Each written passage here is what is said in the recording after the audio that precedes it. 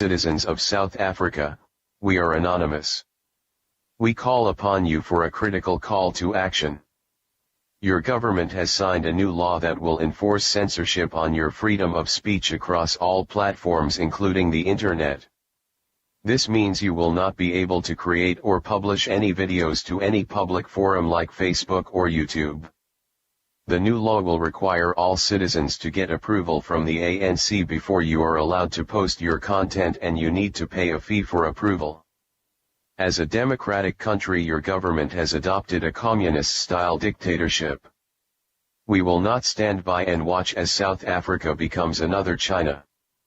South Africa has endured enough corruption at the highest levels in your government, and we will not allow your freedom to be trampled on anymore. We call upon the citizens of South Africa to act before it is too late. You have until August 15, 2020 to submit your opinion and views as published in your government gazette. To the ANC government, you have crossed a point that we as Anonymous take seriously.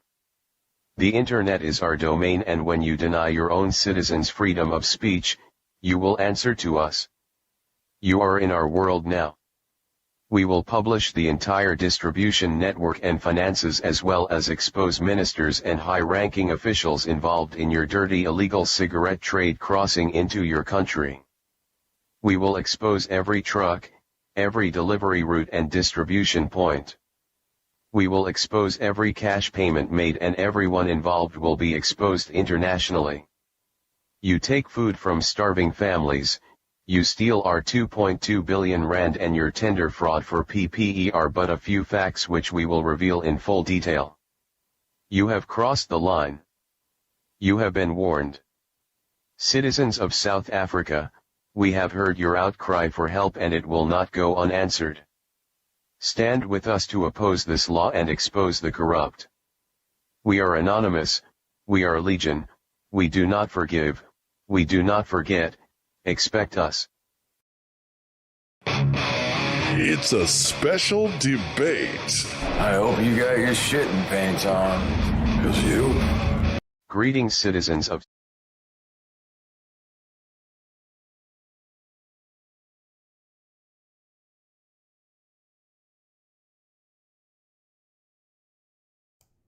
What the heck was that?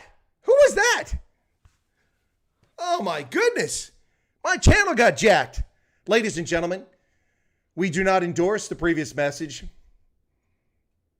However, I am Joe Biden, and I do endorse Chris White Africa. Welcome, ladies and gentlemen. Welcome, welcome, welcome to Chris White Africa. Good evening, wherever you may find yourself around the world. Who's here tonight? We got a crowd. Hey, folks. Wow. Whoa. Anonymous warning to the African National Congress. That was entertaining, was it not? Where did that come from? No idea. So, pay no attention to that man behind the curtain. Yes, anyway, in case you're wondering, that is the now defunct XFL DC Defenders Shield. That's right. They hand that out at their first home game, DC Defenders, for the XFL Football League, which has now gone belly up. Well, there you go, folks. Welcome into the stream this evening. How's everybody doing? Listen, I needed to, I don't know, take the red pill, the blue pill, one of those pills. I need a pill. I was watching Germ Warfare, and he's got a nutter on his channel tonight. I don't know what that's all about. Is Germ off the deep end, or is he just looking for interesting stories, or is it turned to the comedy channel? Anyway, oh my goodness. Anyway, wow. Let's see. Okay, let's see who's here. I'll say hello to everybody. How'd you like that anonymous bit there? Was that compelling? Was that interesting? That's two things off the social media I've used today. I took the Young Colored Fellows thing earlier. Lynn is here. Hey, Lynn. Grayling Moulman is here. Good to see you again. Jordan Mendoza, welcome. Tian Top Secrets. Jacobus Janse van Rensburg is here. Lezan is here. Good to see you, Lezan. Drian as well. Ooh, look at that. Are you guys in the same room? On the same computer? Not on the same computer, obviously not. Robin is here. Hey, Robin. Olaf, James Pretorius, good to see you here. Shack Dweller, you said you were in and out. I told you not to pop off. You'd miss something interesting. If you left, you missed out. You'll have to watch it in the replays. Anyway, who else is here? Erica. Hey, Erica, you're sort of here. Okay. Paulie, how do you like them apples in Germ stream? Enjoyed Hugo debunking that dude. No, I missed what Hugo said because I stepped away for a moment. Comedy show on Germ tonight. Absolutely. Absolutely. Anna Maria Forster, I see you. You didn't put in at Chris, but I caught you. You've touchdown. Ladies and gentlemen, Terminal 3, the arrival of Anna Marie Forster, arriving on a Cessna 208, piloted by herself, landed successfully here, coming into Terminal 3. That's the small commercial pilots terminal. There you go. You know, the place where you can get soft drinks for half price. There you go. All right. Who else have we got here? I already said Olaf. The Right Reverend Rawhide is here. Awesome. Yanni says, what did I just join into? It's a conspiracy theory, Yanni, we're talking about. Yes. Everything's going up in smoke again. Yeah, I wonder. Show us the money trails. Indeed. Good evening, Chris Wyatt Tribe. Hank is here. Good to see you, Hank. Robin, if you had the anonymous mask, it would have been. Yeah, I know. What I needed was the V mask. I was going to buy one, but I didn't do it. Where the V, you know, that's right. I love that whole scene where he does when he meets with what's her name there, Natalie Portman, in that one scene on the street, and he says the vicious, vivacious, vicarious. It was just all these words in the English language that begin with V, and they were all done perfectly in a sentence. I'm like so impressed at whoever wrote that. That is amazing. I didn't realize there were that many words in English language that had V, but there are. Carlos Stridman is here. Hello, Carlo. I've been hacked. Yeah, indeed, I was hacked. That's right. Let's see what else here. That woke Jordan up. Good to see that. Who would you like to see in the Republican ticket in 2024? Ozzy Oba, good to see you. That's a good question. Let me think about that. Yes, Robin, V for Vendetta. That's correct. Evening. Okay. Vernon Nylaga is here. Good to see you again. Yeah, I would like to see in 2024. That's a tough one. It depends what happens. I'd love to see Ted Cruz as our next president, but it won't happen, I don't think. Unfortunately for Ted, he's not telegenic and attractive enough. And sadly, that's part of the process, which is unfortunate. But that doesn't mean he can't be president. I think Ted Cruz would make a brilliant president for this country, but there are plenty of other good candidates out there. Right now, at this very moment, there's a lot of good candidates out there. Yeah, but Ted Cruz is a true patriot. He cares about this country. He loves it. And what's going on? We're stuck at 42 viewers. What's going on? Germ, you're holding my crowd, man. Release my crowd. Release my audience, Germ. Nikki Haley started to throw down her hat in the ring. Yeah, that's what Nikki Haley's all about. That's been her lifelong goal. That's what she wants to do. Hey, the Brew is here. Good evening, Brew. She joking atheist. She is all about the attention, all about the fame. Unlike Cornell from Never for Fame, you know, the talented artist who does wonderful work in South Africa. Cornell, a recent guest on my channel, Never for Fame is his tagline. With Nikki Haley, it's all about the fame. That's what it's all about. So I'm not convinced that patriotism comes first for her. To me, while I agree with a lot of what she says, she also says some absolutely outrageous, ridiculous things, which are kind of tough. Topsy Cuts says, great stream earlier with Dasha. Well, thank you, Topsy Cuts. Appreciate that. Paulie, watched your RNC stream today. I must say, Mike Pence beat. I want to watch him full after. It was great. Could he take over? Yeah, the problem with Mike Pence is that he's not dynamic and engaging. He's impressive, but you got to have some glitz and glamour in order to win because, let's face it, a big portion of the electorate is idiotic and doesn't know what a vote is all about.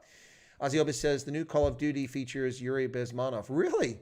What can you tell us about him? The game will be a cautionary tale of dangers of communism.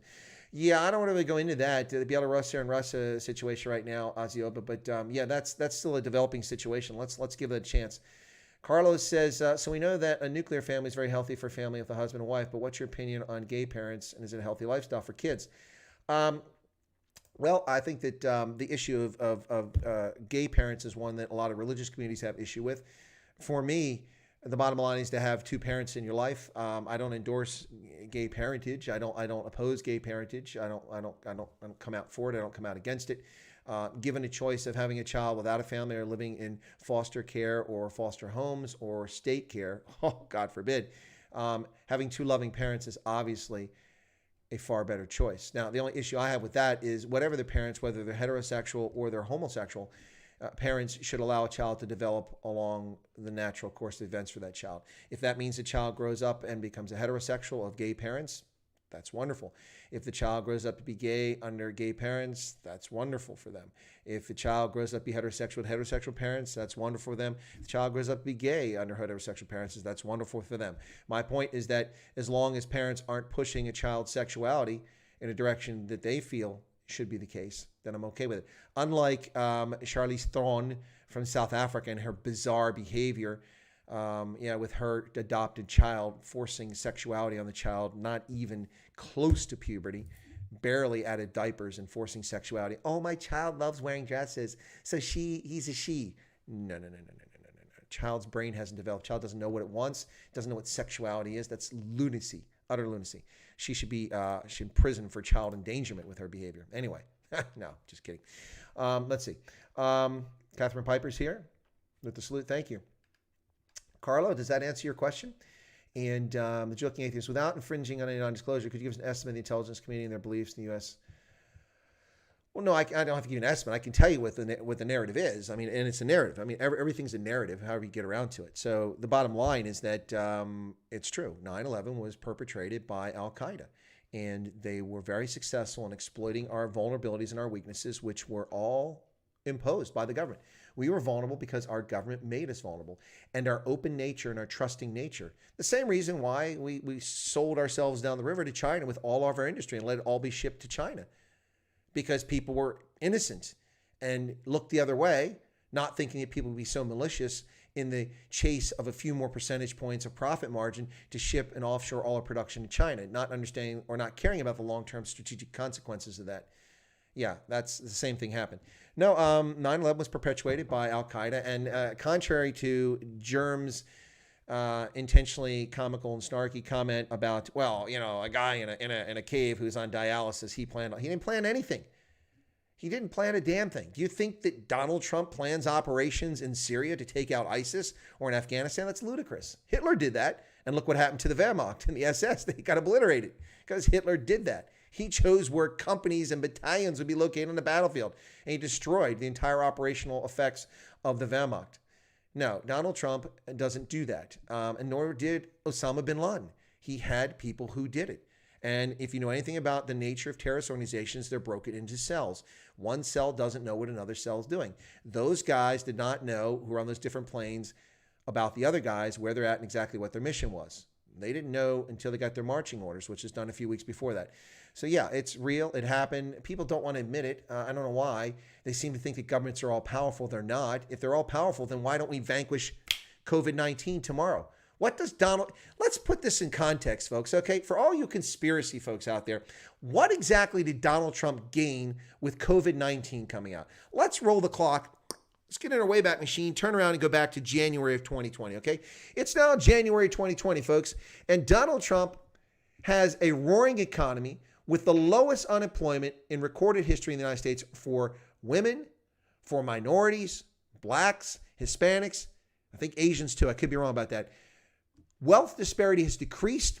The average per capita income has increased. In measure with that, the economy has grown quarter after quarter after quarter, despite the distractions that the leftists have put in the way.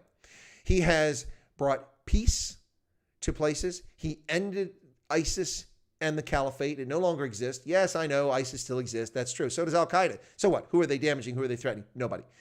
Anyway, they're gone. He got North Korea to stop flying ballistic missiles over the airspace of Japan, thereby committing an act of war each and every time. They stopped testing. China agreed to reduce tariffs, which were illegal. No president's ever gone after them. The massive invasion of our southern border has been halted, even though the wall's not complete. There's still people coming across, but not tens of thousands every day with unaccompanied minors, anchors for them. The list of achievements goes on. U.S., Canada, Mexico trade agreement replacing NAFTA, which was outdated and didn't protect intellectual property, copyrights, and internet security things the way it should have. Outdated, replaced.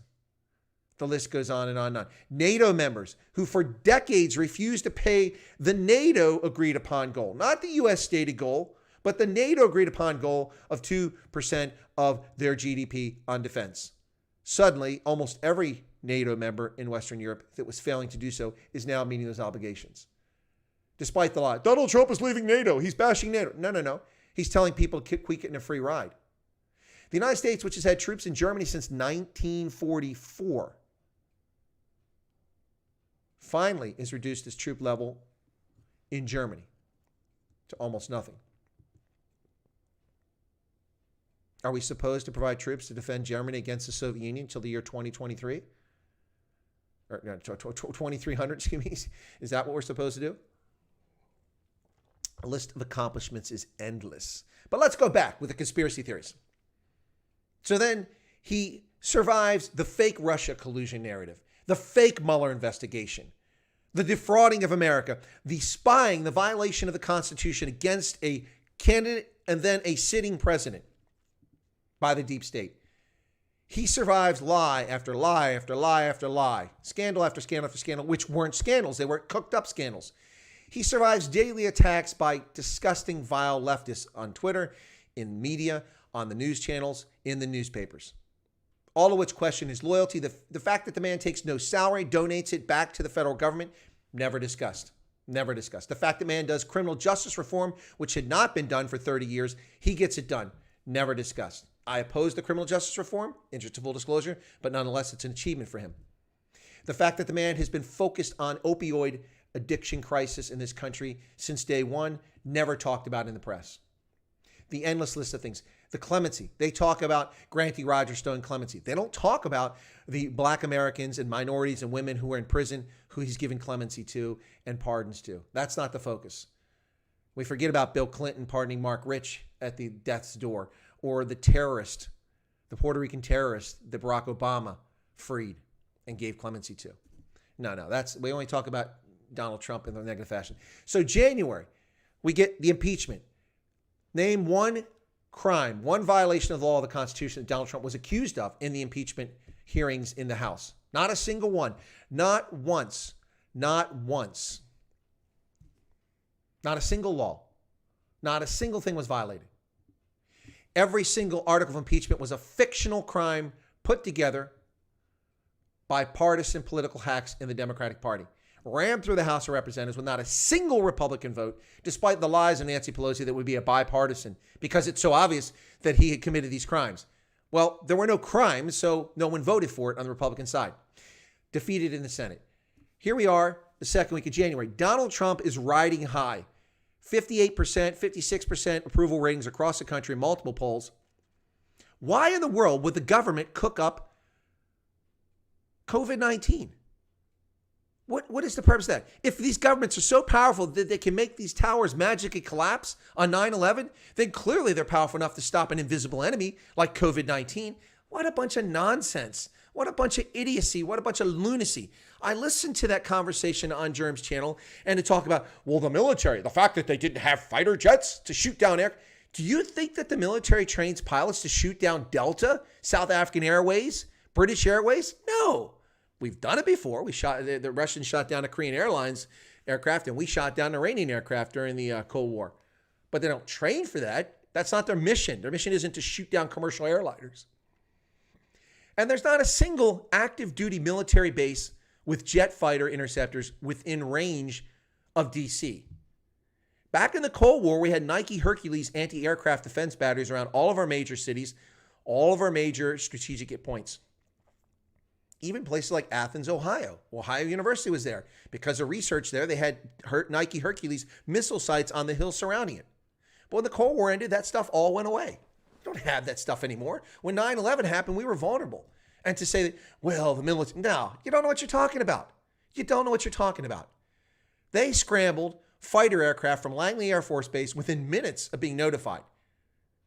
Because Langley Air Force Base has pilots always on strip alert for whatever contingency. But that's not their primary mission. There was no air base around D.C. or in West Virginia or Maryland or Pennsylvania that's within range of New York and D.C. to protect them against aircraft, foreign fighters. We have radar to tell us when friggin' Russian bombers, Tupolovs, are coming in for hours. Or even their jet fighters, which can't get that far without refueling. It's just conspiracy nonsense. People will believe anything. White monopoly capital. White privilege. Systemic racism. Whatever people want to believe, they'll believe. It's as simple as that. All right, back to the chat. Let's see. Catherine has major buffering problems. Sorry to hear that, Catherine. Carlo. Get back.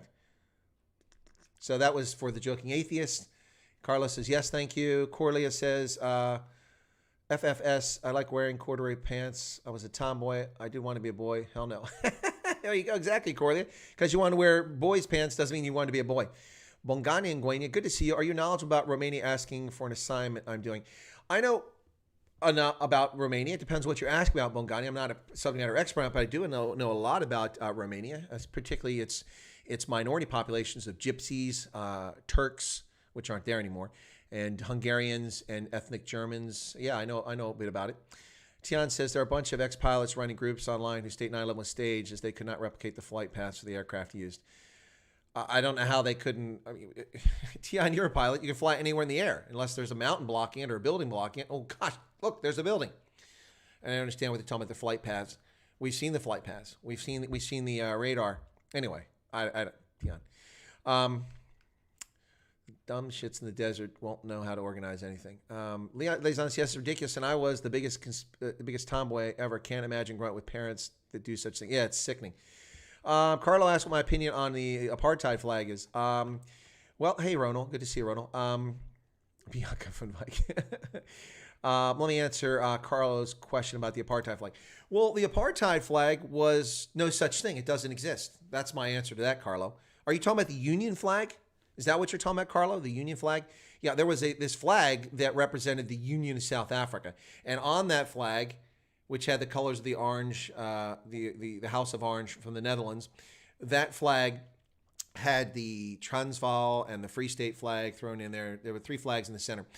I have no issues with the Union flag because it represented South Africa. The malicious lie that flag represented apartheid is a nonsensical argument made by lazy people who don't understand history and try to fraudulently associate things. And they act as if apartheid was something that lasted for 1,000 years. Apartheid as a formal system didn't come in place until after 1948 with the election of Henry Verwoerd. Henry Verwoerd, excuse me.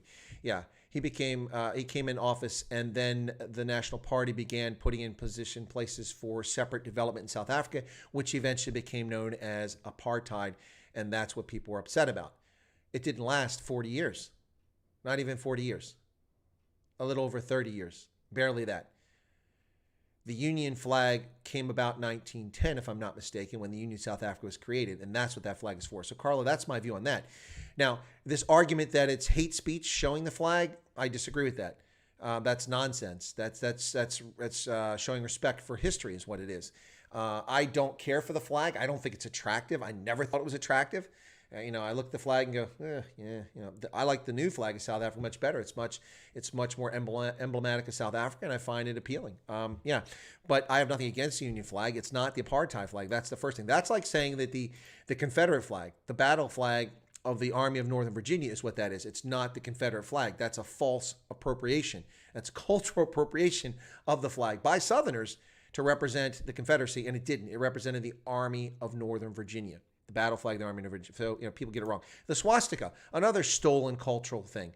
The swastika is an ancient Aryan symbol. No, not Aryan from Nazis, but Aryan from subcontinent of India, where the Aryan people actually come from. It is a symbol of good luck. Hermann Goering used to vacation in Denmark, and it was frequently used there. In fact, the Carlsberg Brewery, on the entrance, they have 2 stone elephants as you go in. Both of them have swastikas on them. Not because they're Nazi sympathizers, but because that's a symbol from India, which they put on those elephants a long time ago, long before the Nazis. So there you go. All right, what else we got here? Vernon, the only people who won from COVID was China. Bingo. Vernon says Germany really took advantage of the U.S. With all our troops there for all those years. Your thoughts on China? Is there inevitable confrontation between USA and China? Is it avoidable?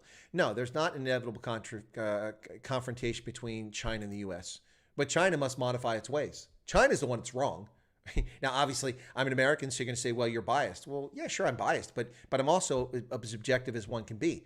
China, does any other country extend their national sea space for 400, 500 miles beyond their shores to intrude into space that's directly adjacent to other nations and say that Vietnam and the Philippines have no right to this area, the sea, the South China Sea, which is directly between the two of them, not between China?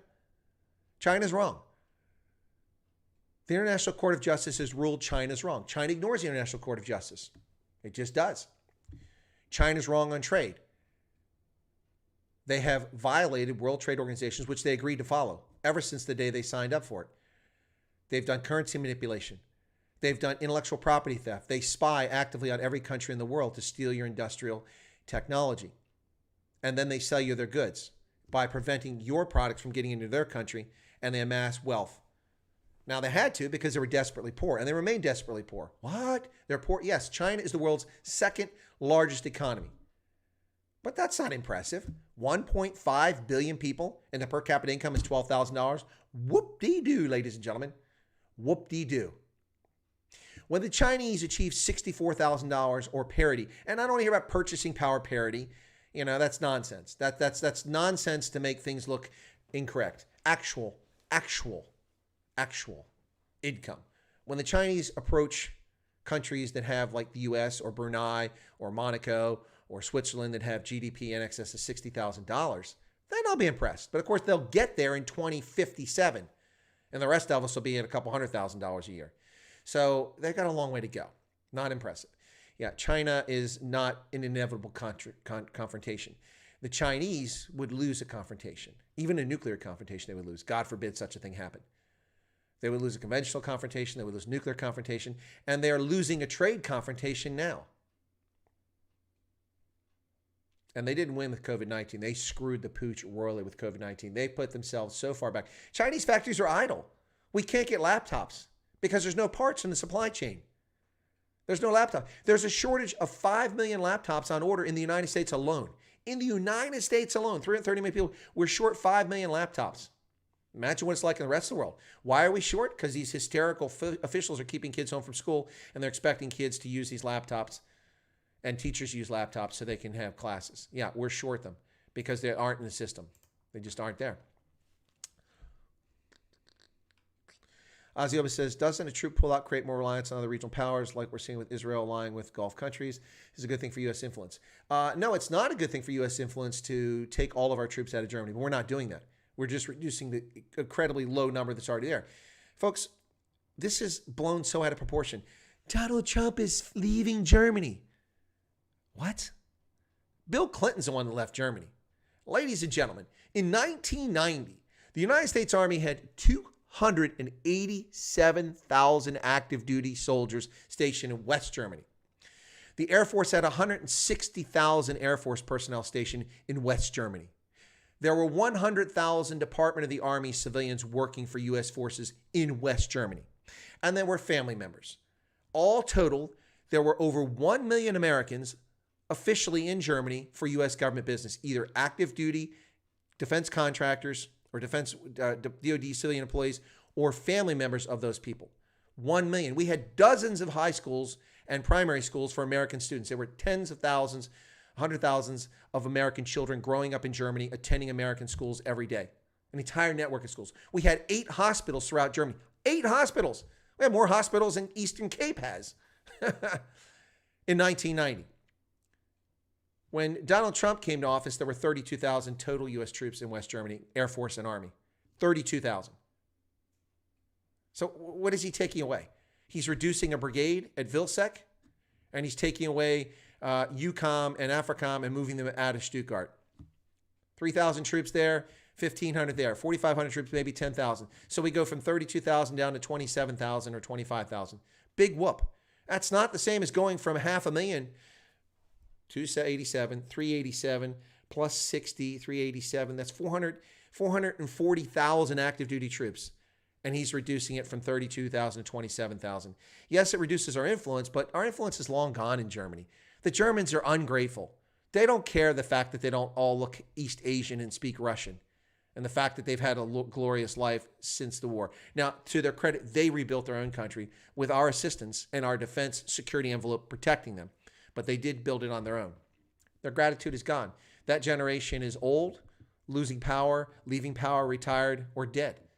And these ingrates now, most of them have no appreciation for anything. They're self-absorbed. They're self-involved. They don't care.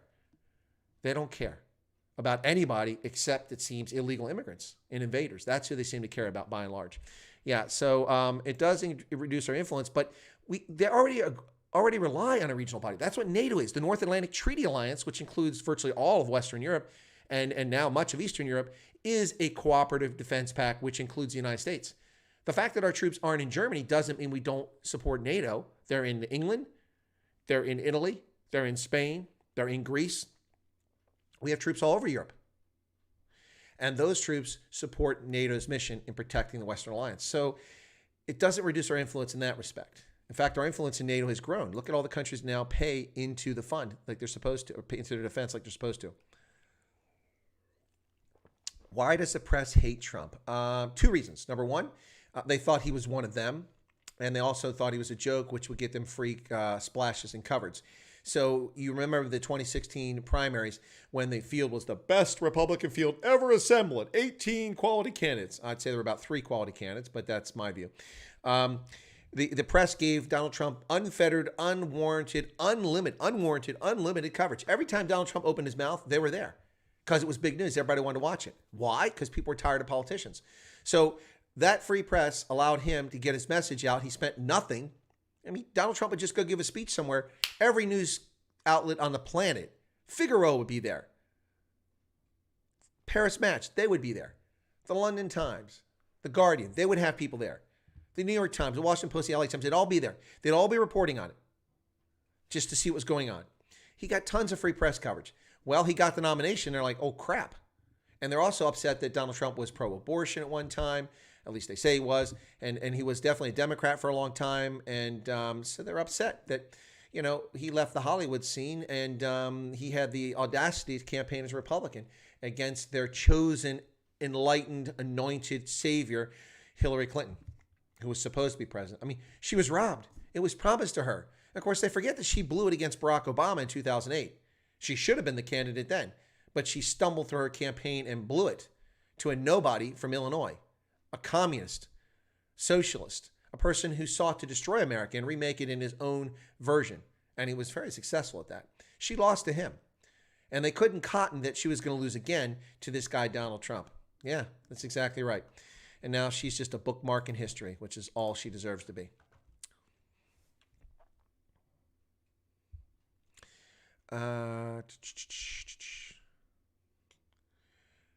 see, the brew. Who's Bianca?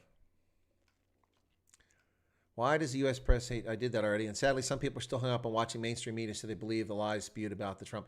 Listen, folks, I love Jeremy Nell. He's fantastic. He's great at what he does, and I enjoy chatting with him. But he's got a guy on his channel that's spreading nonsense, and people believe it. I mean, people were questioning it. I went on there, and I said, no, come on. And they're like, no, but they had structural engineers. You know what? I can find 50 idiots, too, to say whatever I want. Doesn't make it true. Doesn't make it right. It's not a compelling story. For me, the conspiracy theorists on 9/11, their whole thing falls apart when they start talking about the government, what the government did and government didn't do. They clearly have never worked in the government. Or if they have, they're lying and they're disingenuous. Or they worked in some minor place where they had no influence and no access. They really don't know what's going on. It's not an all-encompassing, massive Goliath. If it were, federal troops would have been deployed to Portland, to Madison, to Seattle weeks ago. If the federal government could just do whatever they wanted like that. If we could just make things happen like that. It doesn't work that way. If we had the ability to control people that way, we would have shut Andrew Cuomo up ages ago. I didn't get any ventilators. They promised me ventilators. What about the 34,000 you failed to buy to build a ridiculous state-involved solar plant in Buffalo, New York that failed? That's $700 million. You could have used that to buy 34,000 ventilators, and you refused. Whine to the federal government. There's no way. These people are just off their rocker, man. They're off their rocker. I don't know. Whatever the brew asked about was deleted. And I'm not going to go back and delete it because clearly there's trolls trying to play games. Carl, opinion of Freedom Front Plus. Okay. The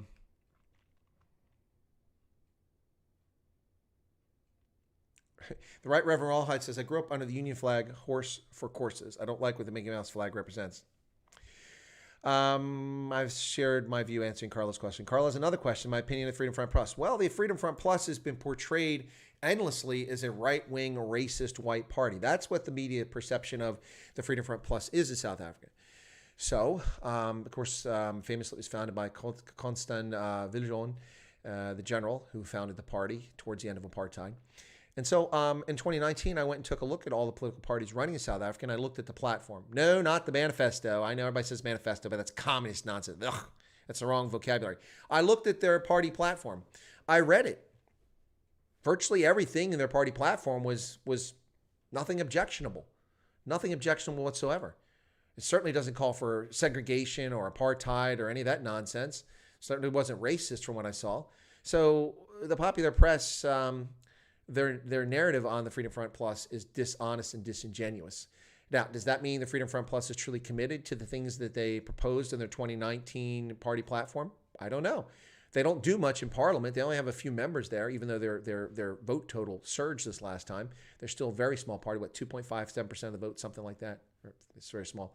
I don't know. But guess what? Saturday, right here on Chris Wide Africa, Dr. Corne Mulder will be my guest.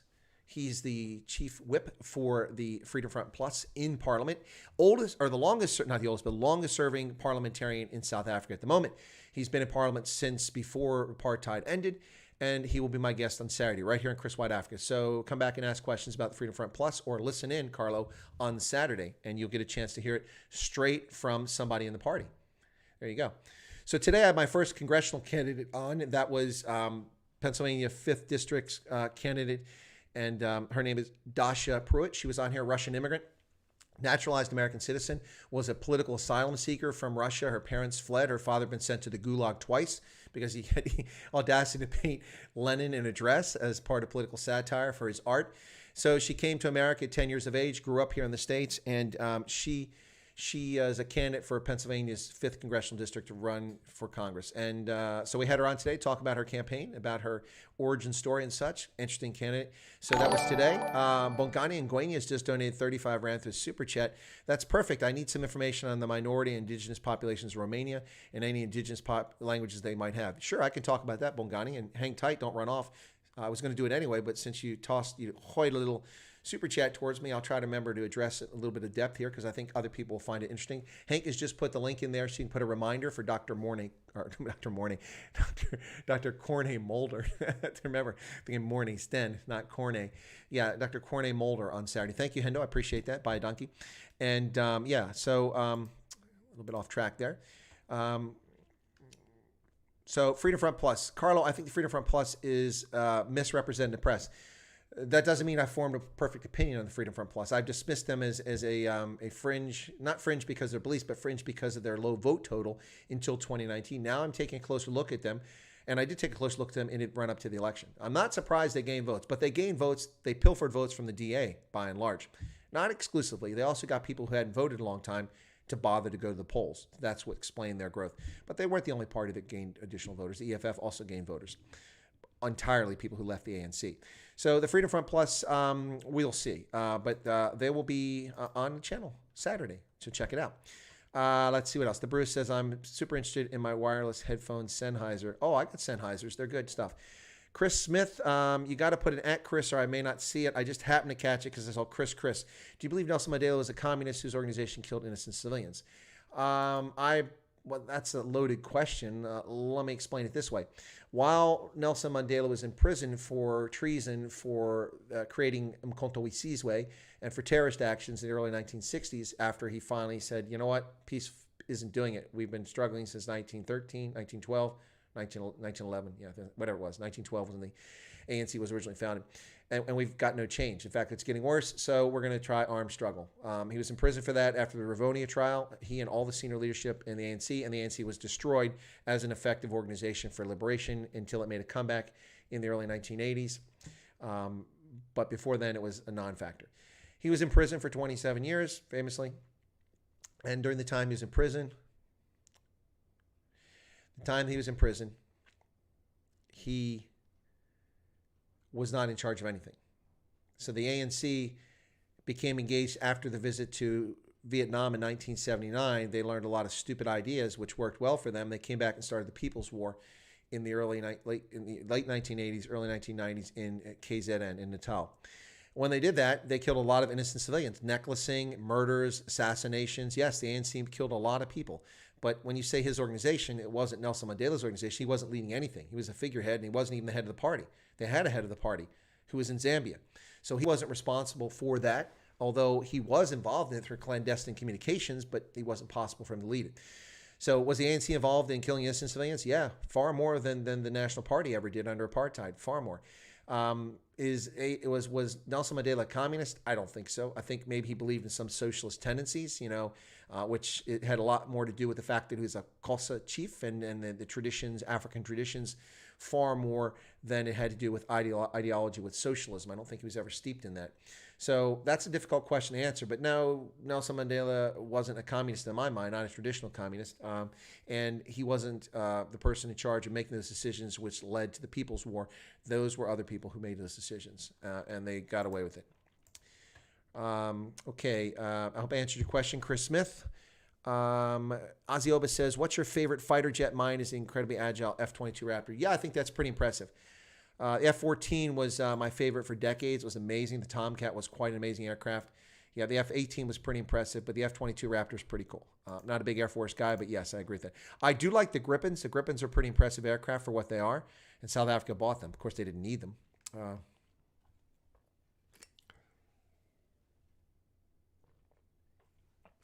Chris Smith says the U.S. allowed communist Russia to take over half of Europe.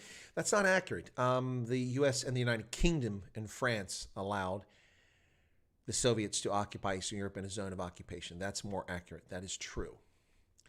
Diverticulitis. That sucks. Who's talking about diverticulitis? Gosh, I feel like I'm watching an episode of House, MD. Ooh, diverticulitis. And Chris says, what was that? I'm way behind the chat, guys. Sorry. Just trying to answer so many questions here. U.S. allowed communists. That's what Chris said. Do you believe Nelson Mandela was a communist? Oh, I'm going backwards. How did that happen? Andrews here says USA put Marshall Plan in place to help rebuild Germany. We put the Marshall Plan to help all of Europe. We offered it to Eastern Europe, but fortunately they didn't take it because we didn't actually have the resources to help every country. So it was advantageous for us because we didn't have to spread our money thin. We could spread it in big clumps. Carlos says, random thought here, wouldn't it be great if South Africa, Namibia, Botswana, Lesotho, and Swatini, maybe? No, it wouldn't. Not at all. If you think you got problems now, you're just going to multiply them. The government in Pretoria would find it very difficult to control all of that space. It wouldn't work very well, and you've got a vast variety of people. I mean, Zambia, you got people who speak Chichewa. Nobody speaks Chichewa in South Africa. That's just the start of it. We can go on and on from there. Plus, lingua franca in Mozambique. Oh, you didn't say Mozambique. I'm sorry, you didn't say Mozambique. My bad. Yeah, okay, so Mozambique's off there. Yeah, there are natural tendencies for Namibia and Botswana in particular to be part of South Africa, and one could argue Lesotho and Eswatini, but no, I don't agree. I don't think it would be a good idea. It might be smart one day for Namibia and Botswana to team up, but what do the power plant projects left always fail? Shows what happens if you give the left money to make power. Thoughts on nuclear power? Is a defective, clean source that carries high risk if not managed properly? No, Azioba, nuclear power as a high risk is something that have their minds stuck in the 1960s. They're thinking of the China Syndrome.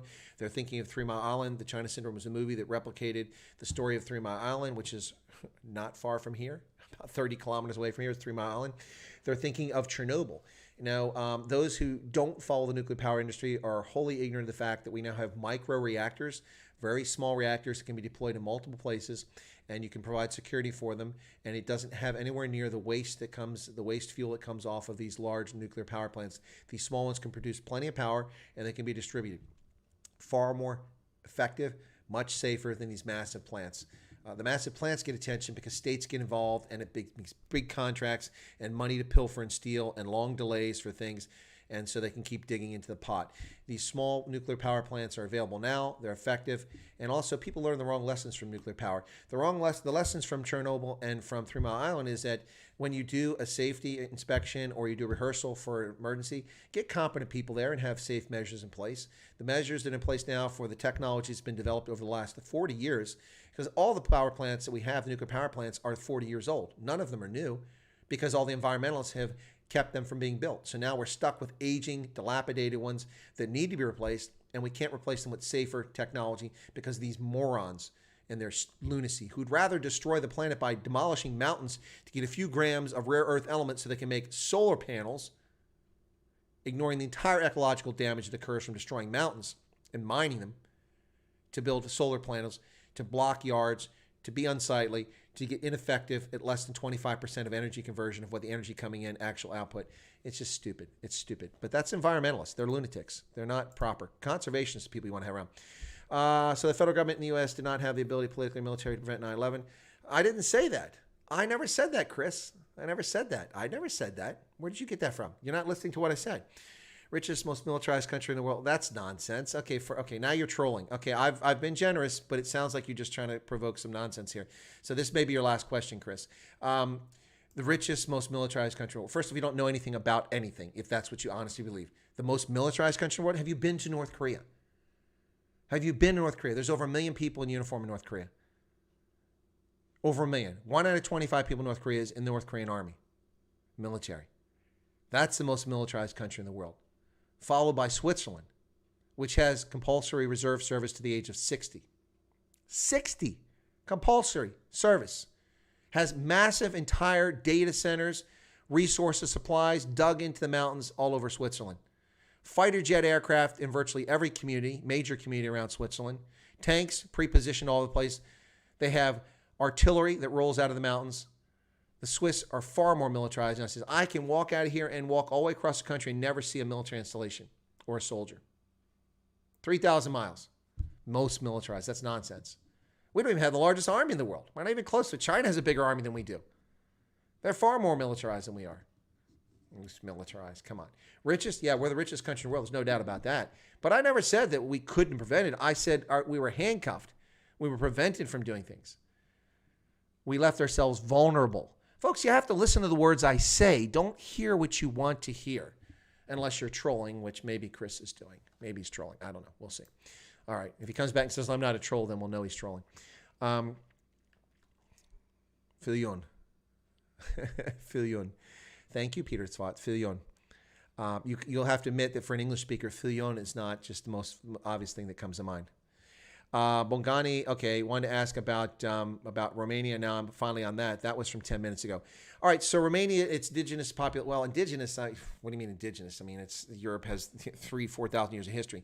Okay, Romania, of course, is called Romania because it's named after Rome. And Romanian is a Romance language. Why? Because the Romanians settled and colonized what is today Romania. And so the ethnic Romanian population there became Romance language speakers. So when I was in Romania, I could use Italian and get by. All right? So, for instance, I stopped in a village and I needed to take some Deutschmarks, because that's the currency I took with me, and convert it into the local Romanian, I think it was the lei. And so I didn't know how to find the bank. And I tried to speak to people. This town used to be 90% ethnic German, but they're all gone. So I couldn't speak German there. They didn't speak a word of English. This was in 1998, October 1998. And so I said, let me try Italian, because the Romance language. I said, dove la banca? And they understood exactly what I meant, because that's almost exactly how you pronounce it in Romanian. And they directed me to where to find the bank. I found the bank. I went in, exchanged some currency, got some local currency. They were quite amused to see this American with this brand new rucksack and hiking around Romania, taking the trains and converting Deutschmarks into their currency. So okay. So Romania, you've got, when you say indigenous population, what we should probably say is ethnic minorities. So Romania has a large Gypsy, or Romani is the proper term, population that lives all over. Many of them live in Transylvania, and they've occupied homes vacated by ethnic Germans. So at the end of the First World War, Romania had a population of about 8 million people, 8 or 10 million, something like that. And it was 8 million. And over 1 million of them were ethnic Germans. About 1.1 million of the population were ethnic Germans. Now, why is that? Because big chunks of Romania were part of the Austro-Hungarian Empire for centuries. So Transylvania, that was all part of the Austro-Hungarian Empire, or part of Hungary before that. The Hungarians ruled Transylvania for centuries too. And so the Austro-Hungarians encouraged or allowed ethnic German speakers from Austria and other parts of the empire to move down there because it was underdeveloped. But before that, the first Germans to arrive down there were in the 1200s, I think it was. 1149 is when the first Germans started to arrive. They were invited by a Hungarian prince who asked them to come down and gave them rights beyond what the Hungarians and the Romanians there had, and the Romani. So those rights included the right to build their own towns, which were exclusively German, the right to avoid all sorts of things, but they had a price. You could build farms, you could build businesses there, have guilds, and you would be exempt from all the restrictions that everyone else had, as well as you could stay ethnically isolated, which is what they wanted, I guess. So the one constraint was that whenever the Turks would come and threaten Hungary, that the ethnic Germans had to be part of an army and raise an army to defend against the invasion of the Turks. So that's what happened. So the ethnic Germans were there. and they formed these 7 major towns. And those 7 towns were fortress castle towns, and they were known as Siebenburgen, the 7 castles. Siebenburgen. And so that is the German name for Transylvania, not Transylvania, although they do say Transylvanian in German, but it's Siebenburgen. And so that area was heavily populated by ethnic Germans for centuries as they migrated down from other parts of Germany. They were known as the Transylvania Saxons because many of them came from Saxony, which is what we call East Germany today. Sachsen-Anhalt. Many of them came from there or further north in the North German plain, the Norddeutsche Tiefebene. So they migrated down to Romania, and they built farms, they built guilds, they built, blacksmith shops, they were nobles and knights, and they were whatever the medieval attorneys were, all those different things and politicians, and they were part of the Austro-Hungarian Empire. Yep. And so that's where you get the Germans. Now, it's interesting because even that community was fractured. You have a group known as the Banat, Schwaben. So they were from Swabia in Germany, in central Germany. They moved down there into the Banat region, and they were in Romania and a little bit over into Yugoslavia. And that's the western portion of Romania where the Banat Germans were. But altogether, you had 1 million ethnic Germans. What happened was that the First World War ended, and Romania got its independence, and it got a big chunk of what had been Hungary now became part of Romania. So Romania was much larger, and it included what today is Bessarabia, or Moldova was part of Romania. So what happened with the Germans is that when the king, who was actually ethnically German, King Michael, the royal family of Romania, which had a monarchy, was actually ethnically German, and that's what the case with most of the royal houses in Europe. They had married German princes because there's so many little principalities. They'd marry the wives and sons and ship them all over Europe. That's why the English family is essentially by blood German until Diana Spencer. Before that, they're all ethnically German, essentially. So the Romanian family, the Romanian royal family, wound up having close ties to the German government, of course. And then when the Nazis came in power, what happened was they had a close relationship with Romania, and they precipitated the control of the government. And what happened was that during the Second World War, Romania allied with the Germans and invaded the Soviet Union. And when the Soviets reached Romania, the ethnic Germans paid a price. They deported a few 100,000 ethnic Germans. Many others died in combat or were simply raped or murdered by Soviet troops when they arrived in Romania. And so the population decreased dramatically. Some fled, not many, but some fled west. Of course, they were escaping the Soviet troops moving through Europe into Hungary, which was where some of the worst battles of the Second World War were fought at the end of the war in Hungary. Anyway, so the ethnic Romanian population decreased to about 380,000 ethnic Germans after the Second World War. And those 380,000 or 400,000 ethnic Germans declined further during the course of the late 1970s and early 1980s, because what happened was Ceausescu, who needed hard currency, auctioned off Germans, ethnic Germans, to West Germany. The West German government having a right of return based on blood. If you were ethnically German, you could prove it. You could return to Germany and become a citizen like that. Hence, several million people left Eastern Europe and became German citizens towards the end of the Cold War, and the German government paid for it. But the difference is they weren't young people coming from Kazakhstan or from Poland or places like that. Ceausescu would only auction off pension-age people or near pension-age people, so people he no longer needed and who were now a drain on the Romanian economy. So he was happy to let the 65-year-old retired engineer and his wife leave Romania to go live in West Germany, where the West German government gave them a comfortable pension, helped them find a home to live in, and also paid 12,000 Deutschmarks per visa for them to exit, which raised hard currency for Ceausescu and got rid of old people that he no longer had to take care of and reduced the ethnic German population and influence in Romania.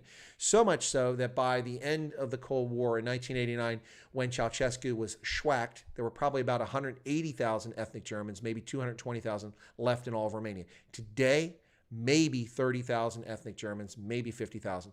But the recent president of Romania is an ethnic German from Hermannstadt, or is it Sibiu is a Romanian name, but Hermannstadt is in a medieval German town where he came from, and he's an ethnic German speaker first. And he was a recent president of Romania. So that's the Germans. There are several million Hungarians in Romania. I think it's around 3.5 or 4 million still that live there, because a big chunk of Romania was Hungarian. So that's another group, but they're not alone. There's also some Belarusians and some other groups there, but that's the major groups. And the Romani, of course, are all over, and they're quite a big group as well. So I hope that helps a little bit there, Bongani. And if it doesn't, we can probably have a Zoom chat if you want to. Aircraft fuel does not get hot enough to melt steel. No, it doesn't, Chris Smith. It does not. That is true. But it wasn't aircraft fuel that caused it. It was the burning material in the building above it that caused it. Yes, and lift unchecked, it can cause real cock. Now my comments deleted because it's truth. You guys are offended by me laying down the wrong things about Bill Clinton and Hillary Clinton. I don't know what you're talking about, Skulls. Never saw a comment from you deleted. You probably got deleted because you were talking to someone else. There seems to be a lot of trolls playing around here tonight. And if you get timed out, well, that's on you. Ladies and gentlemen, in this conversation, this is my channel. And I'm not being arrogant. I'm just stating a fact now. And if you want to come on here and argue with other people in the chat, then you're on the wrong channel. We don't have tolerating that anymore. You can discuss things with other members in chat when it's relevant to the conversation. But when you start talking about Jeffrey Dahmer and other things, we're not going to talk about it. So if you want to address your comment to me or question to me, remember, put the @Chris. Otherwise, anyway. Too many asses coming on the channel and disrupting the flow. So if you got deleted, that's on you. My empathy is gone. It's not there anymore. So let's see what else we hear. So Bongani, I hope I answered your question. Uncle Rev, trust me, he scratches the insides. Me. Lars Sola says, I don't think Freedom Plus got votes from the DA. DA people didn't vote, while people who don't usually vote because their campaign resonated with them. You're one of the latter. Perhaps, but I guarantee you they got DA votes. People were hot full of the DA, and some of them went because of the expropriation. See, that's the big thing which people don't talk about. It wasn't just their message resonated. I'm not going to give the Freedom Front Plus that much credit. The reason they grew so much in votes that time, I guarantee you, was because expropriation without compensation was a topic on the table.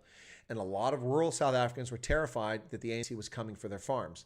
Now, as I pointed out, that's a valid concern, but that's short-sighted. Expropriation without compensation applies to all property.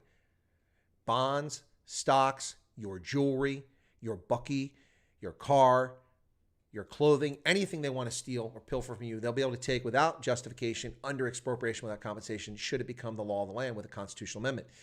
But that concern over land drove a lot of votes to the Freedom Front Plus, far more than their platform did. Their platform, their campaign was not particularly impressive in my view, but we'll see what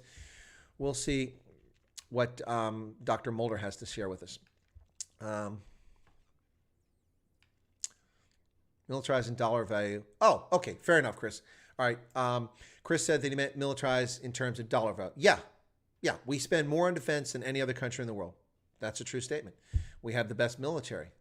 We have better military than any other country in the world. And we do a lot of good. Disaster response, disaster preparedness, respect for civil authority, working with other nations, providing mutual defense. Europe, has there been a conflict in Western Europe since the Second World War, since the creation of NATO? Not a single one. It's been terrorism, but that's not a conflict. It's not a conventional conflict. There hasn't been a single one. In large measure because of the creation of NATO. And the list goes on and on and on. Yeah, I prefer that we didn't need a military or police, but we see how people behave when there's no law enforcement, and we see how people believe when there's no deterrence. Our military we pay for because it's a deterrent. That's why we pay for it. Is Russia part of Europe or Asia? Both. Russia is part of both. It's a European and an Asian nation. Yanni, that last comment was seriously bad. Sorry that you had to see that, Erica. I didn't see that one. Okay.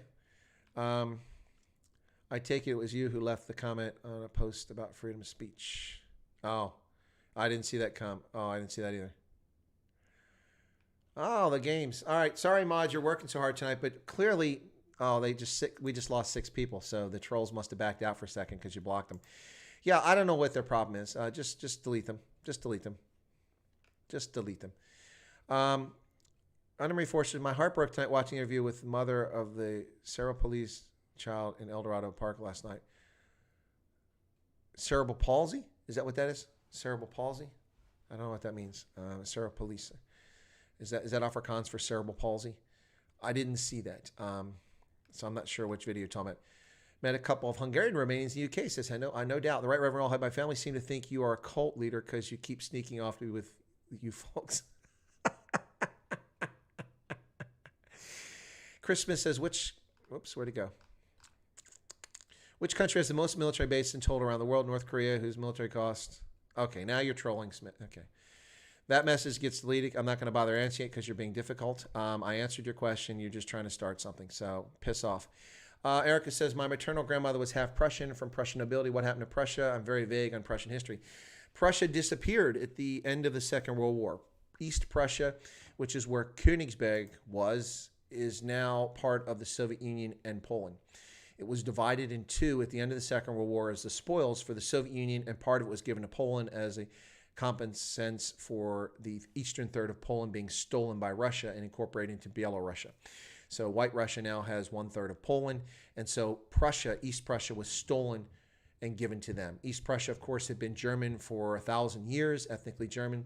Of course, from East Prussia, the Teutonic Knights from there and other locations launched out into the Baltics and settled those and Christianized the pagans who lived in the Baltics and brought Christianity to them. And that was what it was all about, bringing them. So the Crusades weren't simply in Israel and Palestine. They were also in the Baltic states as well in Eastern Europe. And ethnic Germans advanced those things there. And for nearly 1,000 years, 1,300 years, well, not 1,000, about 1,000 years, the ethnic Germans in the Baltics held sway politically, even though they were a very small part of the population. It wasn't until the 1930s when that finally changed. It started to change in the 1920s, but by the 1930s, Hitler made a dirty deal in the Molotov-Ribbentrop Pact to remove all ethnic Germans from the Baltic states. And they took tens and tens and tens, a few 100,000 ethnic Germans out of Lithuania, Estonia, and Latvia and relocated them to what had been Western Poland in the Vodgau. Anyway, so they were taken there, and then they were relocated from there at the end of the war, those who survived. But not all of them fled then, but many of them, they didn't have a choice. They were taken out. Yeah, and so, the Prussia, though, is gone. It's gone. It's gone. Yeah, it was, Prussia was massive. It was huge in history. It was a big part of European history for a long time, and it's completely gone. And now part of Poland and the Soviet Union. And Königsberg, which is where the great Prussian kings and monarchs were crowned, is now Kaliningrad. Residents of El Dorado are hot full, all they have to deal with, and can't turn the corrupt law enforcement.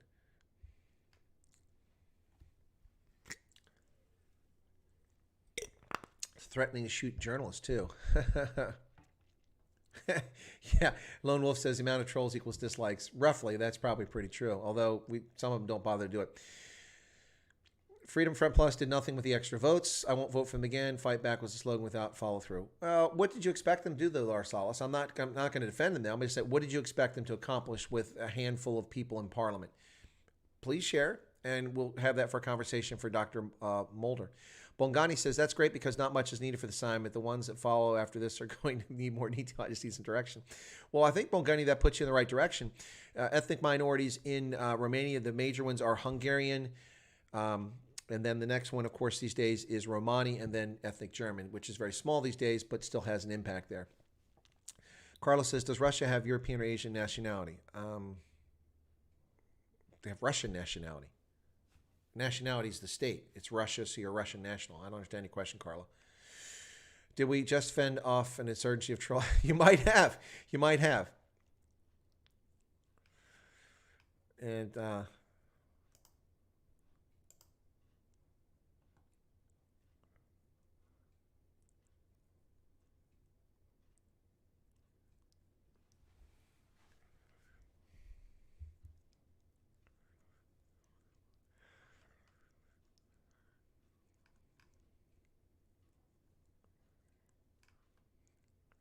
wow, Chris Smith is sure triggered. Asked me a bunch of asinine questions, and I answered them. And just playing games, and then his feelings are hurt. If you're legitimate, Chris Smith, ask a real question. I answer your questions politely, and then you treat me like that. You ever learn respect for your elders?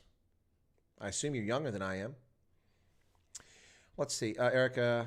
Part of my paternal ancestors were Teutonic Knights, and part of my paternal ancestors were Crusaders. Go figure. I guess that explains me. I reckon the mods are on this, but if you need me, I'll be hiding in the corner, says Tian. Okay. Lars, my specific complaint about the EFF Freedom Front Plus is they're silent. I did wonder if it is because the media ignores them. They should have visibility. Yeah, I think that's a valid comment, and that's a point I've made. Of course, that's also one Ronaldo makes all the time, is that the Freedom Front Plus, what have they done? And they claim they've been in a court case or two. Yeah, I get that. But I think part of the problem here is that the media in South Africa only pay attention to three parties by and large. What's the latest news article you've heard about the Inkatha Freedom Party in South Africa? Somebody please tell me what they've heard about the Inkatha Freedom Party. Crickets? Yeah. What about the Congress of the People? Crickets. The African Christian Democratic Party? Crickets. Now, some of that's understandable. Those parties have virtually no representation in government. The exceptions are, of course, the ANC, the DA, the EFF, and then to a lesser extent, far behind the EFF is the Freedom Front Plus. So they're not going to get traction. So you have to have an active social media campaign to go out there and go after it. That's what you have to do. That's what you have to do. And if you don't do it, then you let your followers down. I think that's the bottom line. And I think that's part of the challenge here is what's going on. That's what's going on. Yep.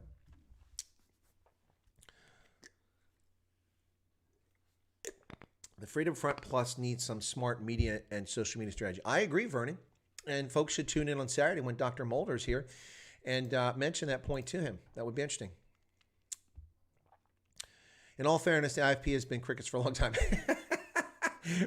Well, Totenkopf, you are correct. You are correct. I get Peter Murray sending me vids on what he does in local parliament in Western Cape. Interesting. All the Freedom Front does is flood my WhatsApp with messages, mostly repetitive stuff. Well, there you go. There you go. Yeah. So the problem is when you're small and you don't have a large audience, what do you do to get attention?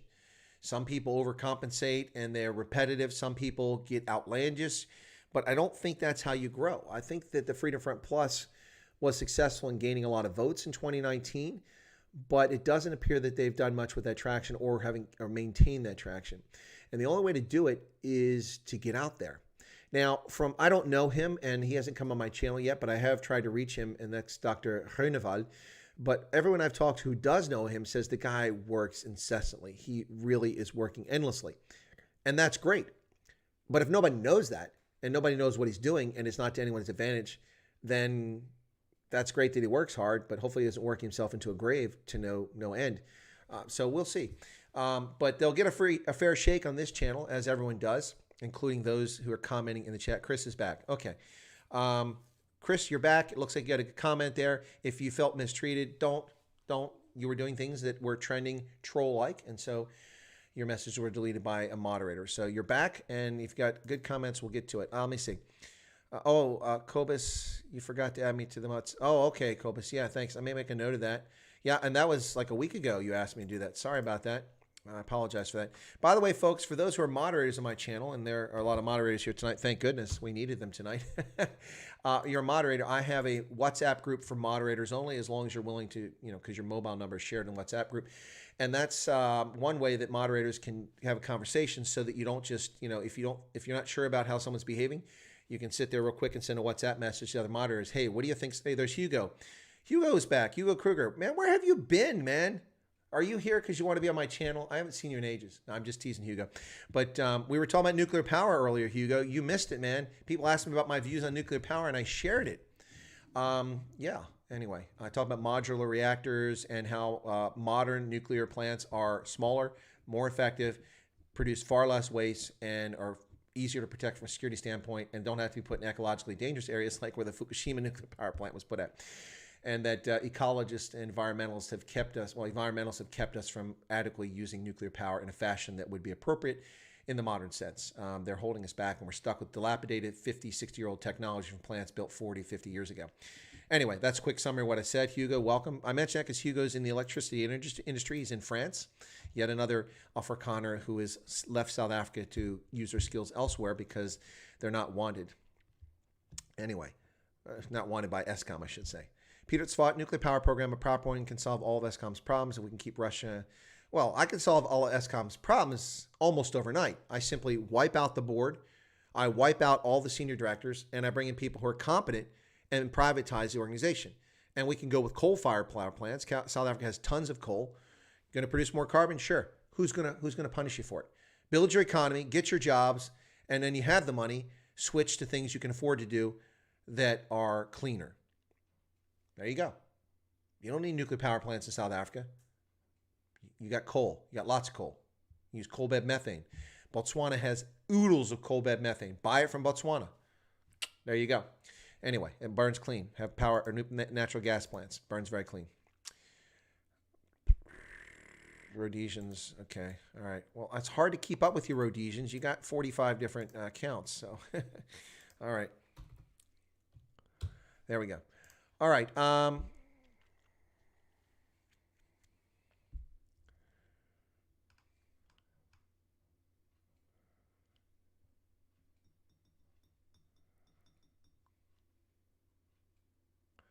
Oh, actually, it's a reasonably good question there, Chris. I'd like to know what can burn hot enough to melt and not bend steel beams that you're referring to inside the building. Ah, well, that's all been covered. I'm not an engineer or structural engineer, so I'm not going to argue about that. So I'll have to leave you wanting on that one, Chris. But as it was mentioned below, who mentioned that? Peter Swart referred you to, that's not Peter Swart. Who was it? Someone referred you to Popular Mechanics, which has covered the story. Anna Marie Forster, got some homework for you. I think this is still going to be a blow-up story. Child shot last night, died. Same cop that shot and killed this child had shot a child last month. Where, Anna Marie? Where? Help me out. Do you know where? That would help a lot more other than trying to put a search term like that in. Anyway, I'll try to find that. Yeah, so Patricia, what do you mean I remind you of your hero, Eugene Terreblanche? I don't know how to take that. Is it a compliment or is it a criticism? He met an unfortunate end. And of course, they lied about him.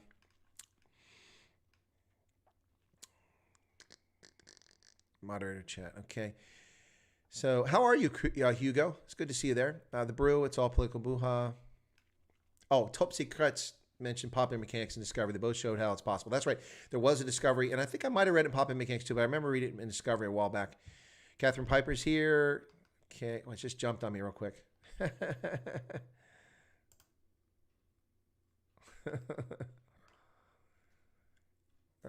see. Vernon says, well, I agree. When I work in the transport industry, our best coal was leaving the country for China via Richards Bay, which is the largest coal processing terminal in the world, ladies and gentlemen. Richards Bay. Now, why is that? Because South Africa is exporting coal. Massive. Why am I not added as a valued member? What are you talking about, the Brew? You're a valued member. You're talking about the group? Brew, if you're talking about the WhatsApp group, you're welcome to join it as a member, but you must send me an email. I've mentioned this before. So let me just cover this really quickly for folks. Ladies and gentlemen, if you're a member, a paying member of Chris White Africa, at any of the levels, at team member, recruit, at platoon leader, or at master and commander, any level, if you are a paying member of Chris White Africa, you are welcome. You're entitled. It's an entitlement.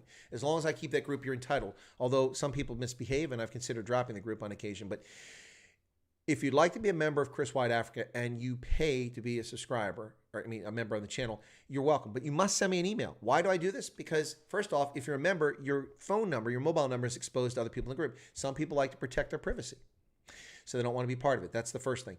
Second thing, in fact, I'm going to put Ronaldo in there because I'm going to make sure I put the right number for Ronaldo in there, not his private number.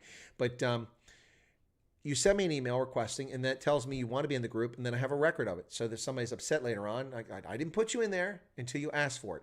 So if you're a member and you want to be in the group and contribute to the chat, which is quite active, there's a lot of people in there. Not as active as Ronaldo's, but he's got a few more members than I do. Plus, people there seem to be addicted to that group. But if you want to be in that group, you need to send me an email. Not a message in the chat. No. You must send me an email to the email address that's on the About tab. So go to the About tab, go to below the description, find my email address, and send me an email saying, I want to be in. And also, like the Brew, if you send it to me, you got to tell me who you are. You can't just say the Brew. People, Lars Salas, if you want it, you have to tell me who you are so I know, so I can associate that. Because I'm not putting people's mobile numbers in my mobile phone as, the joking atheist. No, not beating up the joking atheist, but or whatever. Just, I'm not going to put a username in like that. I need to know who's in my phone.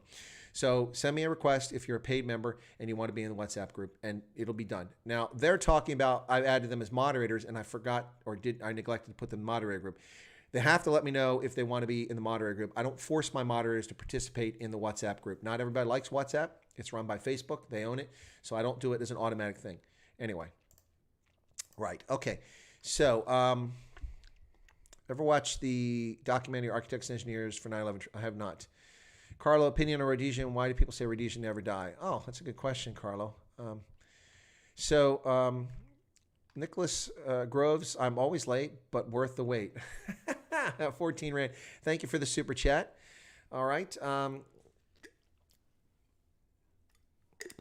So the people who are getting blocked are just proving that they're trolls by coming back with other fake names and spewing nonsense, which is getting deleted. So when you sit here and go, oh, but I was just asking a question, you know it's not true.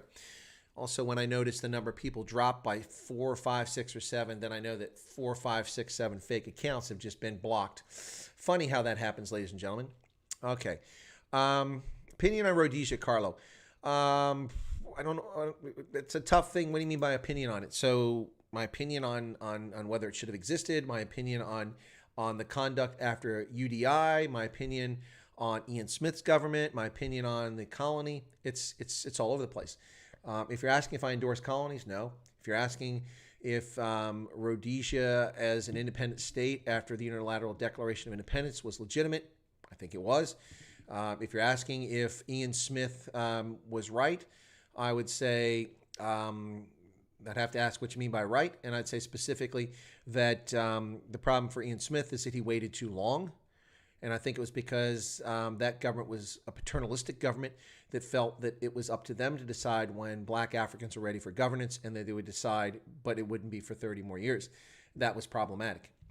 And eventually Rhodesia fell because the South Africans betrayed them and shut down the rail lines and then withdrew the mechanics and the pilots that were flying helicopters and repairing them for them, and things worked against them. Plus the flood of recruits to ZANU and ZAPU's military wings, ZANU and ZIPRA, were just too much, and they were overwhelmed. In the end, it was simply an untenable position, and that's why Rhodesia ended.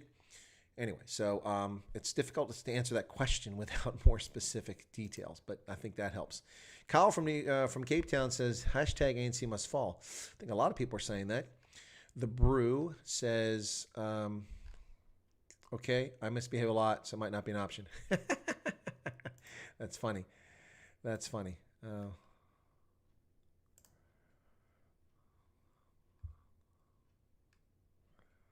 Okay.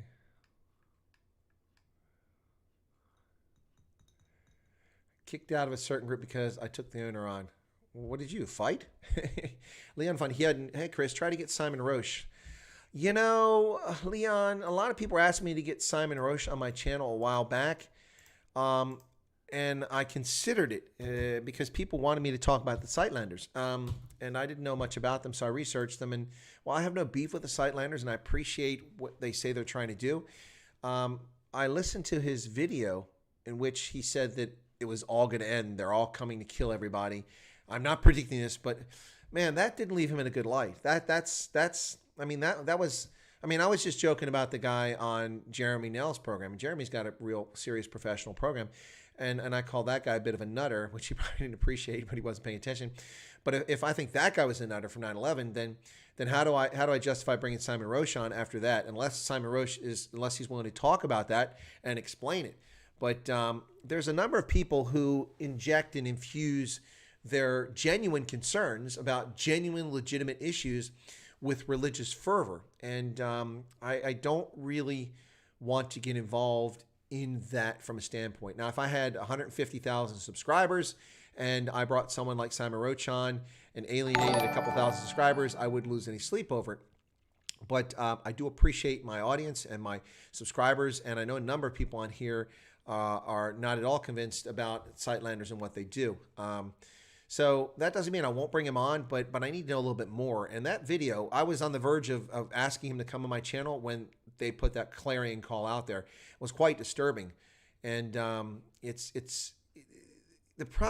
problem is you can't keep crying wolf, and that's what happened there. So it's a little bit disturbing. But thank you for that suggestion. I'll reconsider it. No one's asked for that in a while, Leon, but I'll reconsider it. Yeah, I think the Sightlanders thing is interesting, so maybe I'll do it. The Right Reverend Allhide, how long set up those fake counts? Well, actually, it's not that complicated, and our own Yanni has figured out how you do it and how it gets done, and it's a lot easier than you realize. And so what you have happening here, folks, for those who don't know it, is you have A jackass will come on and ask an innocent question about a topic. And then I engage to answer the question and the goodness of my heart, because I'm just trying to discuss with people. I answer that question. And then while I'm answering the question and talking to the audience and not paying attention to the chat, that person will start trolling other people and doing vile things with female members, attacking them and playing little games like they're on Tinder, or they'll just start distracting the conversation. While they're doing that, people start getting pissed off and leave the stream. And I don't notice. I look over and I notice that viewership has dropped. I'm like, what's going on? And then I'll see people engaging. I'll see an argument going on. And my moderators are being overly generous, because early on in the days with moderators, I thought someone overreacted. Now, in hindsight, I think that person was perfectly straight. See, there we go, right there. It just happened again. See, and that person, we can't get to their original account to block it, but they are getting reported to YouTube. So keep it up. We'll see what happens. But what happens is you get one of these clowns come in. He's got 4 or 5 windows open using 4 or 5 names, and will get blocked for their behavior. And then the other username will jump in. Oh, why did you just delete Melody? What did Melody do? She just asked a simple question.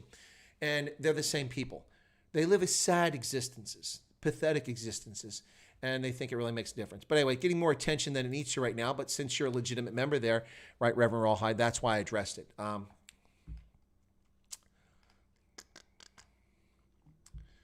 Okay.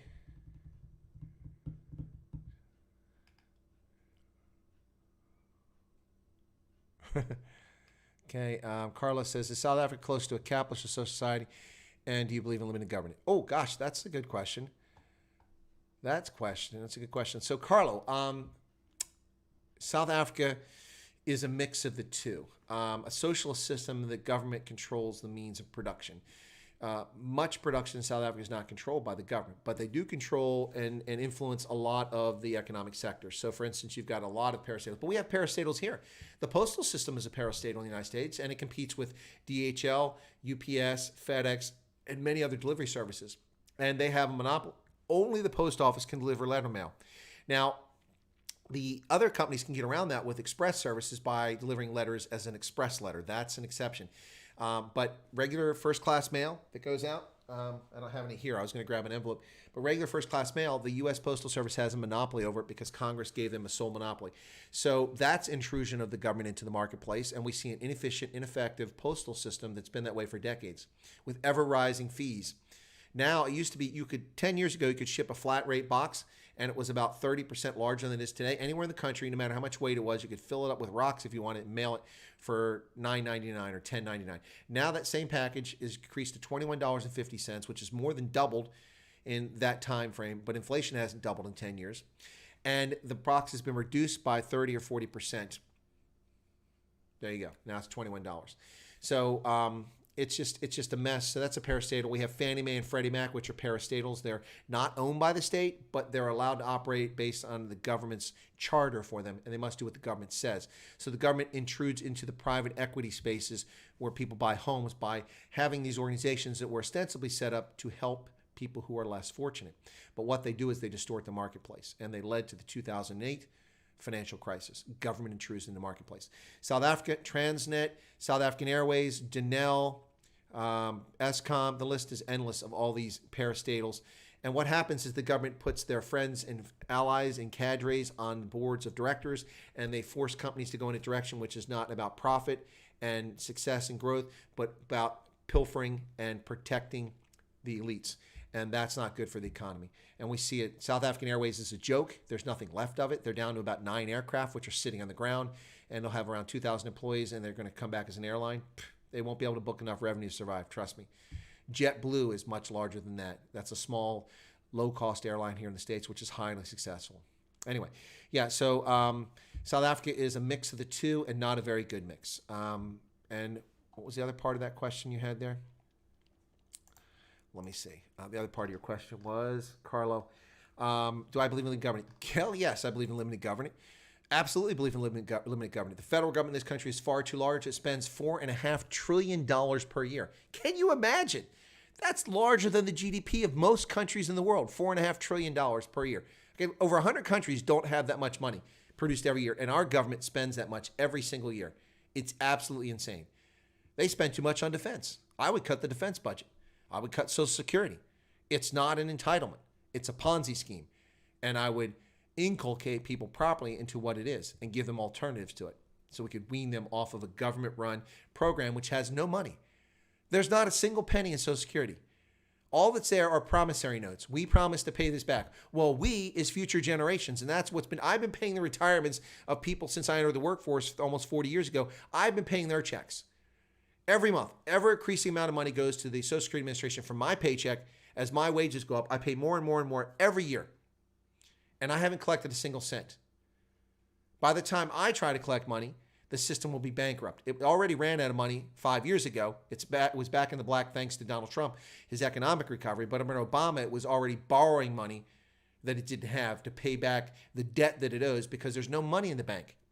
It's not a sovereign wealth fund. It's a Ponzi scheme. And that's what happened. So I do believe in limited government. Government doesn't decide what's best for you and for me. Why would anybody trust a government bureaucrat to decide what's best for them? That's lazy. That's lazy. Anyway. All right, back to this. So, Carlo, I think I answered your question. Sentinel Projects, have you spoken on the Bikers Protest Saturday? If you missed it, no, Sentinel Projects. You haven't missed it. I haven't spoken about it. I have plans to be broadcasting, live streaming the Bikers Protest on Saturday. I'm working out a deal to get some English language interviews and streams fed to me. I'm also part of a group that's going to have videos recorded at site. I'll be able to download them immediately, and I'll bring them up during the live stream. So I'm going to try to cover the Bikers Protest, which should be epic on Saturday, ladies and gentlemen. I haven't announced it because I'm just getting the finalized stuff right now. Today, working with someone who's involved in it. And it's going to be broadcast in South Africa. Much of it will be in Afrikaans. What I plan to do is include some of the videos in Afrikaans, but I'll need my audience's help because I can't translate the stuff fast enough when people are speaking on, into their mobile phones on a video. So that's the plan. I will be planning on covering the biker protest on Saturday. But remember, my priority for Saturday is Dr. Corne Mulder from the Freedom Front Plus, the longest serving parliamentarian in South Africa at the moment. He'll be on the channel Saturday. So yeah, that's the plan. Folks, you're listening to Chris Wyatt Africa here on the Indaba Africa channel. Thank you to the 60 plus people who are here. I appreciate, your being on the channel today. Bigger audience than we had earlier for the congressional candidate, Dasha Pruitt from the 5th Congressional District of Pennsylvania, running for U.S. Congress. But thank you for tuning in. I really appreciate it. She was grateful for the audience, but gosh, I wish we could get a bigger audience here. We seem to be plateauing here. I was listening to Roman, not complaining, but he had Franz Cronier on, and I could see, at the end of his voice, at the end of the stream, he's like, well, we had a pretty good crowd for, 500. He had 585 people watching Franz Cronier, and he's like, dude, that's a big audience. I could show you celebrities that don't get 300 people for their stream. I watched Nadine Hofeld, who didn't come on my channel after promising to come on, have 250 people on her stream, and she has 92,000 followers. She had 250 people. 500 plus people to watch a YouTube stream while it's live, that is incredibly impressive, Roman. In case you're not aware of that, man, that's incredibly impressive.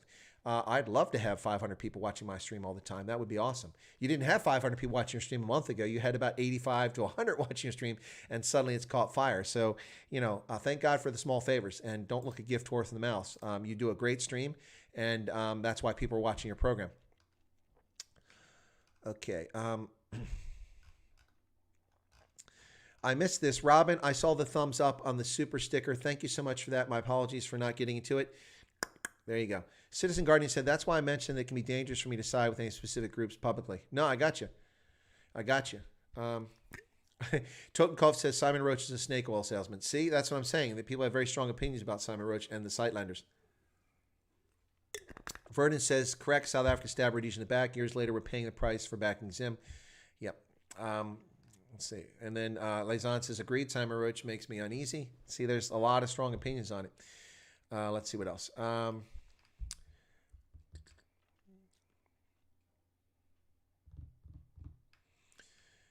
Build your castle in your garage. That's just for the brew. Garage. That's what I said. I know Hendo wrote that. Got notified for all the streams except the RNC. Oh, Tian, that's great. Glad to hear that you got notification. The RNC one was, I put it up, I think, about an hour before I did it. Maybe it was, I think it was about a half hour. If I do it less than 30 minutes, then what happens is a lot of people don't get the notifications until it goes live, or they don't get it at all. Keith Alderson says there are certain people trying to provoke what the Sightlanders fear could happen and are prepping for it. It's difficult then to determine if Sightlanders are crying wolf or being baited. No, I think they're being baited, Keith. And I think that based on what I saw, not an expert for this group, but based on what I saw, I think they fell for being baited. It's kind of like all the people standing in the queues for alcohol and smokes a couple days ago. Did you see my video on that, by the way? No dope, no zol. What the heck? Is the tobacco and alcohol ban back? That's a video I did a few days ago. It's a comical, satirical one. And I did it before, if the shops were actually closing, about 3.5 hours before the shops closed. And I loaded up and went live with it just like that. Yeah, I think they were baited. I think they're being baited, Sightlanders, because they make some people nervous. But people say some good things about their communications network. Yep. 10 likes to go. You know what to do. Thank you. Are we close to 100 or something? Is it really? I haven't looked at the video. Let's see what's going on with that. Wow. Are we that good? By the way, today, folks, is the 25th anniversary of professional rugby. Did you know that, ladies and gentlemen? Let me see if I can get this to come up real quick here. And if I get it, let's, boom. Is it working? There you go.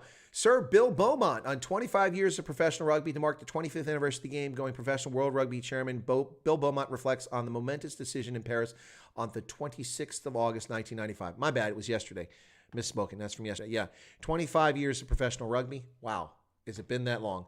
It went by really, really fast, folks. Yep. 25 years. So,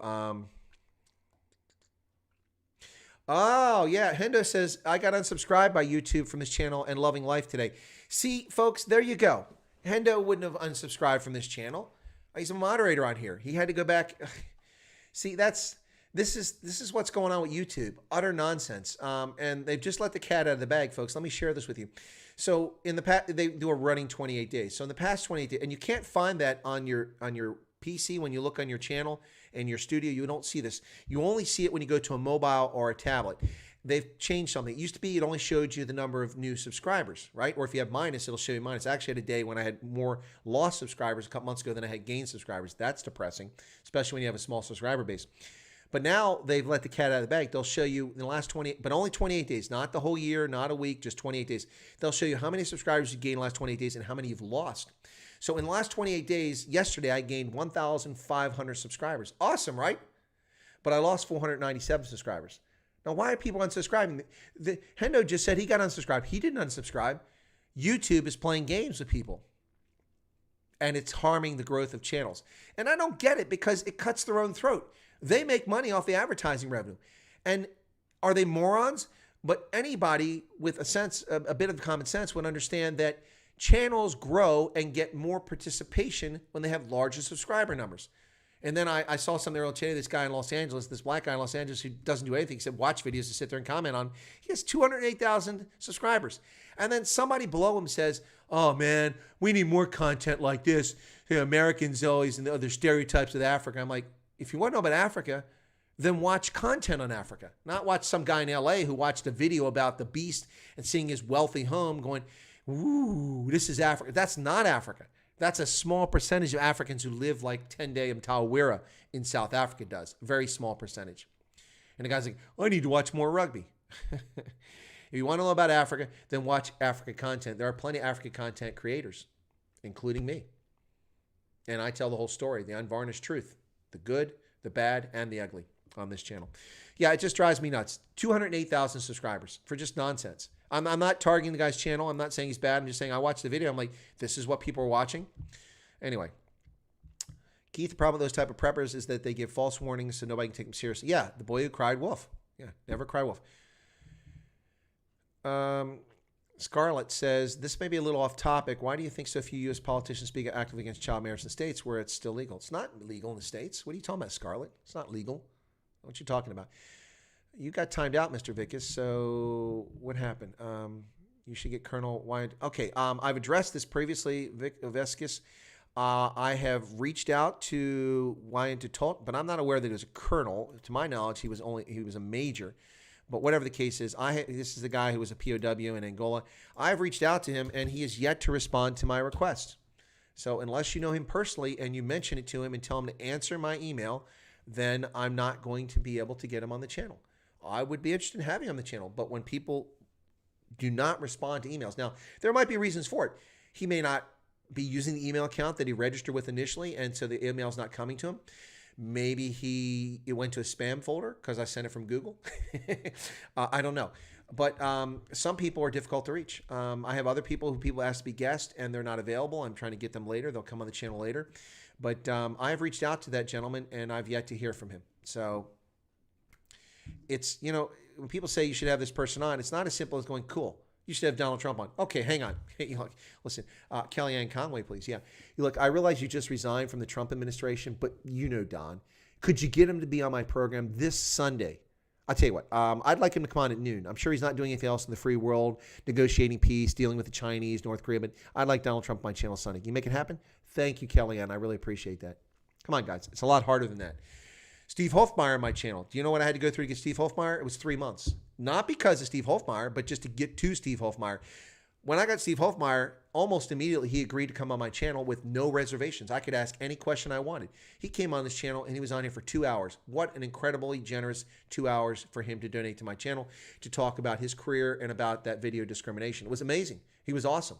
For those people, there are a lot of people that didn't like Steve Hofmeyer. And I say a lot. I know at least a dozen people who were watching that day of the 500 watching that stream. And we had over 2,200 who watched it during the course of the 2 hours, but 500 watching concurrently. Over a dozen people contacted me and said, you know what? I had a negative view of Steve Hofmeyer and I watched your stream and your interview of him. And I'm willing to give the guy a chance now. I'm going to listen to him now instead of just dismiss him. Yeah, but getting him took some time. I had Nadine Hofeld on my channel, promised to be. I put the banner up. We're ready to do it. I'm waiting for some contact information to set up the stream. Never got back with me. Just blew me off. Now, to my knowledge, it wasn't Nadine that blew me off. Someone else was involved in her orbit who stopped it from happening.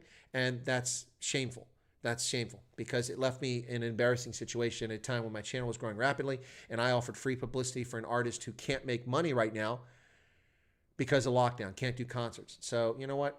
I don't hold against Nadine, and I hope to get her on the channel again, but it's not as simple as saying, get this person on the channel. I spend a couple hours every day trying to coordinate guests, because if you may notice from this channel, I have guests on virtually every day of the week, sometimes 2 guests in the same day. Okay.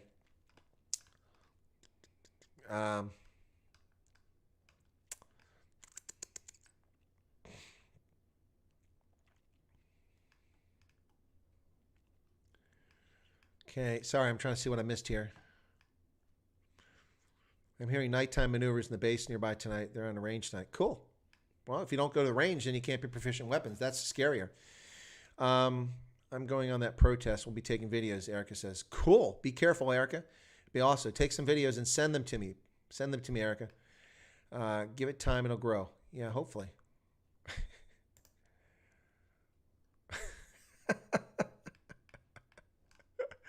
Oh, they're just not giving up tonight. They're actually entertaining the trolls tonight. Anne-Marie says, I'm a member but had to subscribe again. Yeah, I don't know why that is, Anne-Marie. Maybe it's your bank. That's happened. I've lost subscribers because it wasn't automatic. A lot of people, it's just automatic. So I don't know what the deal is. The Brew says, who's the person? I don't know who you're talking about, Brew. YouTube gets rich leeching off your super chats. They should be promoting channels with membership over channels that don't, if it was a money movie, but we know this is political bias. You're right, Lars Aldous. That's true. That's why people have told me to go to Patreon and put my content on Patreon. I have a Patreon account, and at some point I may just move there. But Patreon's also run by leftists, so what are you going to do? There's another channel coming up called Creato. Creato is an effort by conservatives to build an alternative to Hollywood. They're going to have television programs and studio movies, and they're going to have content like YouTube and things like that. I was in touch with the people running that group early on, and Nick Searcy, who's the actor, is one of the people behind it. And I've been in touch with the president of the group, and they have a spot for me. So when Creato comes out, probably in 2021, assuming I'm still doing this sort of thing, you may see me on there. Also, for those who don't know, this is kind of not a state secret, but that's something to talk about. There will be an Afrikaans online channel premiering in 2021, most likely. And right now it looks like I'll have a program on there, a regular news program on this Afrikaans channel. So they're going to have some English content. I'll do my best to improve my Afrikaans before then, so I can do maybe some things in Afrikaans. But I'll probably be on an internet South African Afrikaans channel in 2021 with a regular show. I don't know, kind of like, Louder with Crowder, except in a South Africa context. So that's coming next year. So there you go. I kind of let the cat out of the bag. Hopefully I didn't put the kibosh on that, but I'm looking forward to that as well. That should be interesting. Yeah, sorry, Anne Marie. Thank you for taking it. Oh, so you lost your. Well, that sucks, Anne Marie. I'll see if I can go in. I don't think I can adjust what your member icon is. That really sucks, Anne Marie. Huh? That's I just realized that. Yeah, this cherry tobacco.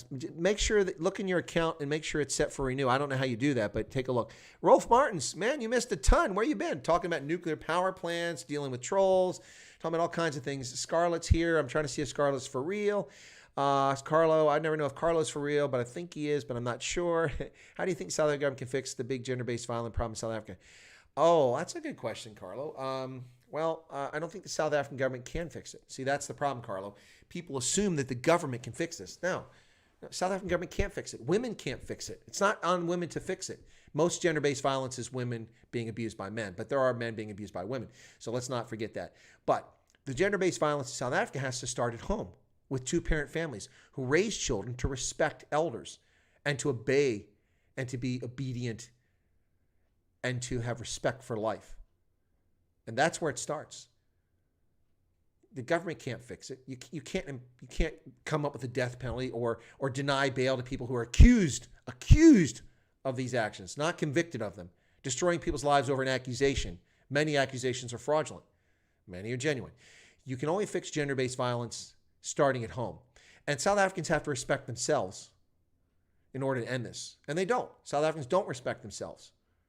64% of the children born in South Africa, mothers can't identify who the father is on a birth certificate. That's not respecting yourself.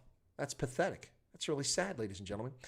The government cannot fix this problem, and that's part of the problem. People looking to the government to fix their problems. Stop looking to the government to fix your problems.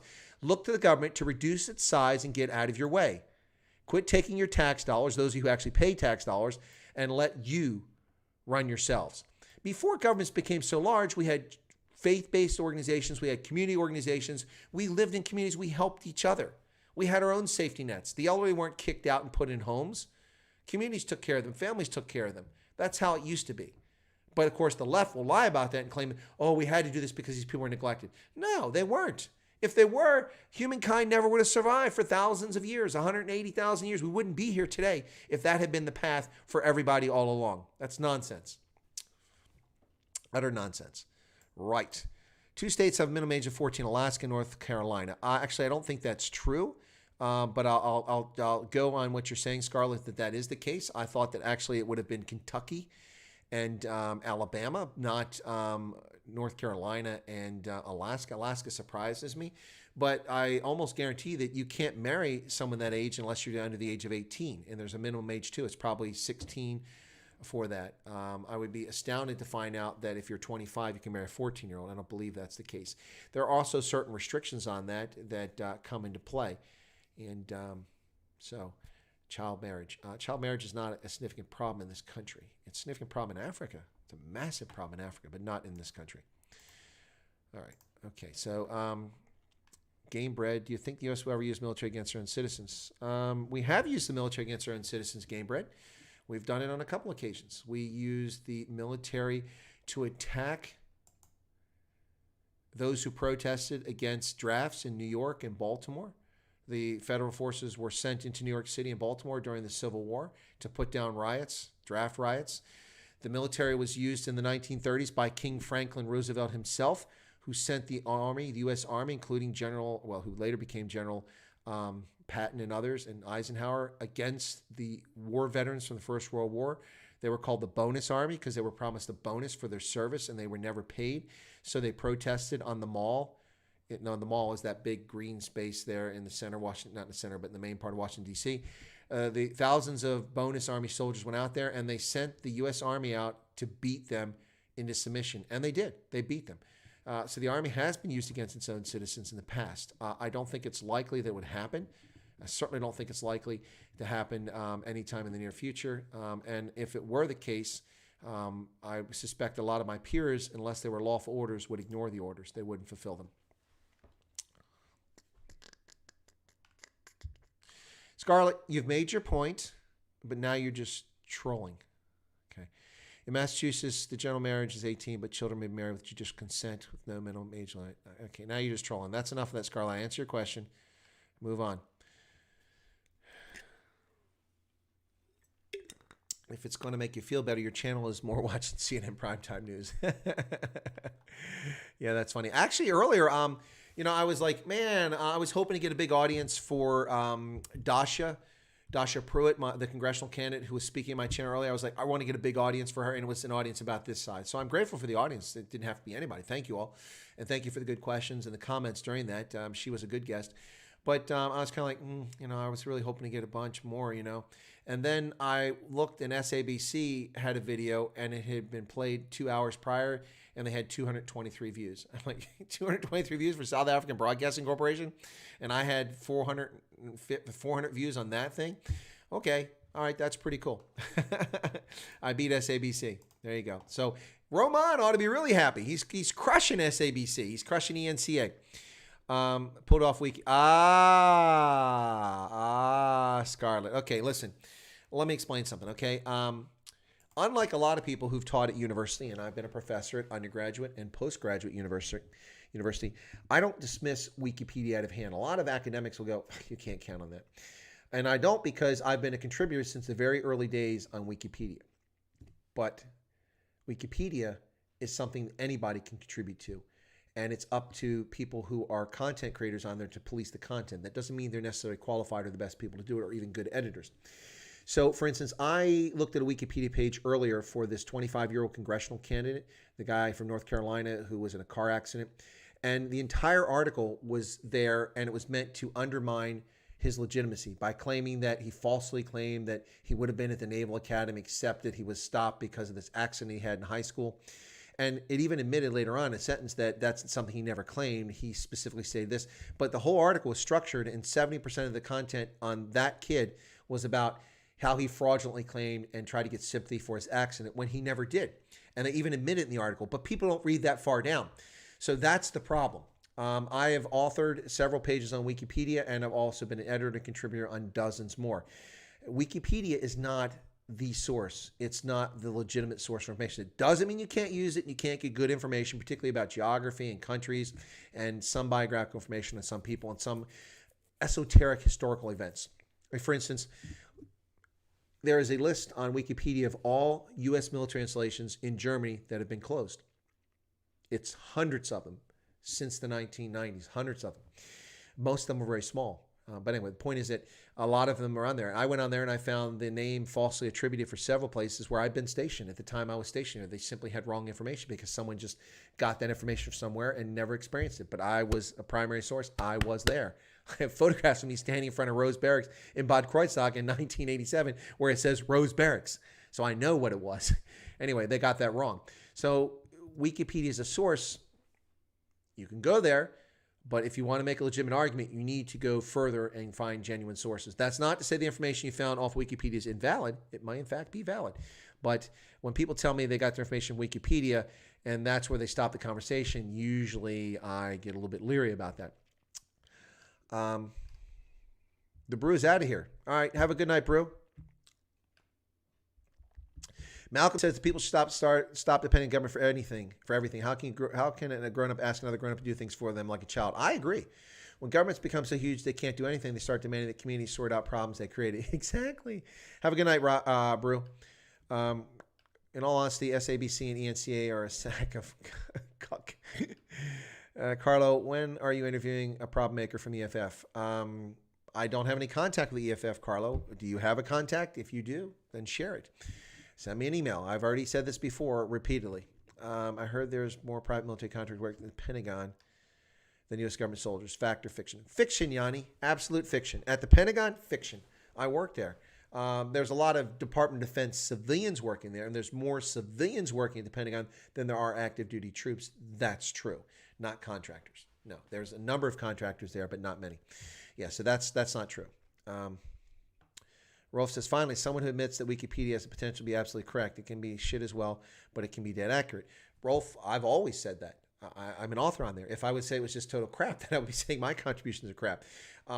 It's full of crap, but it also has reliable information, particularly on esoteric things. So let me help you with one of these topics, esoteric. So what does the word Wasserpolnisch mean? Does anybody know the word Wasserpolnisch? Wasserpolnisch is a German word. And it is a German word that most Germans are unfamiliar with. And what it means is the Poles who were Germanized in Silesian, Upper Silesian, Oberschlesien. The Poles who, in order to do well in society, learned German, Germanicized their names in many cases, or certainly gave their given names as German names, like Johann, instead of whatever the Polish equivalent is. And they, in effect, became ethnic Germans, even though by blood they were Poles. They were known as Wasserpolnisch, in other words, watered-down Poles. And that was a term applied to them. Now, what dictionary would you, or what encyclopedia would you find that in? I've never seen that in a single German dictionary. I know that firsthand from a person who grew up with the term from Silesia, and that's how I learned it. So I made an entry on Wasserpolnisch on Wikipedia, because who would know about that otherwise? And it will be lost because there are no Silesians. Well, there are some still, but they learned Polish and they've had to survive in Poland. There's about 650,000 of them left. Well, not in Silesia, but that's Pomerania as well. It's about 300,000, 400,000 Silesians left in Poland today, but they're overwhelmingly Polish, even though they're of German descent, and some of them still speak German, many of them don't. So Wasserpolnisch is lost to history, but it was a very useful term. So I created a Wikipedia entry on that. You're not going to find that in Encyclopedia Britannica or Collier's or something like that, but you will find it in Wikipedia, and there's some of the use of it. So there you go.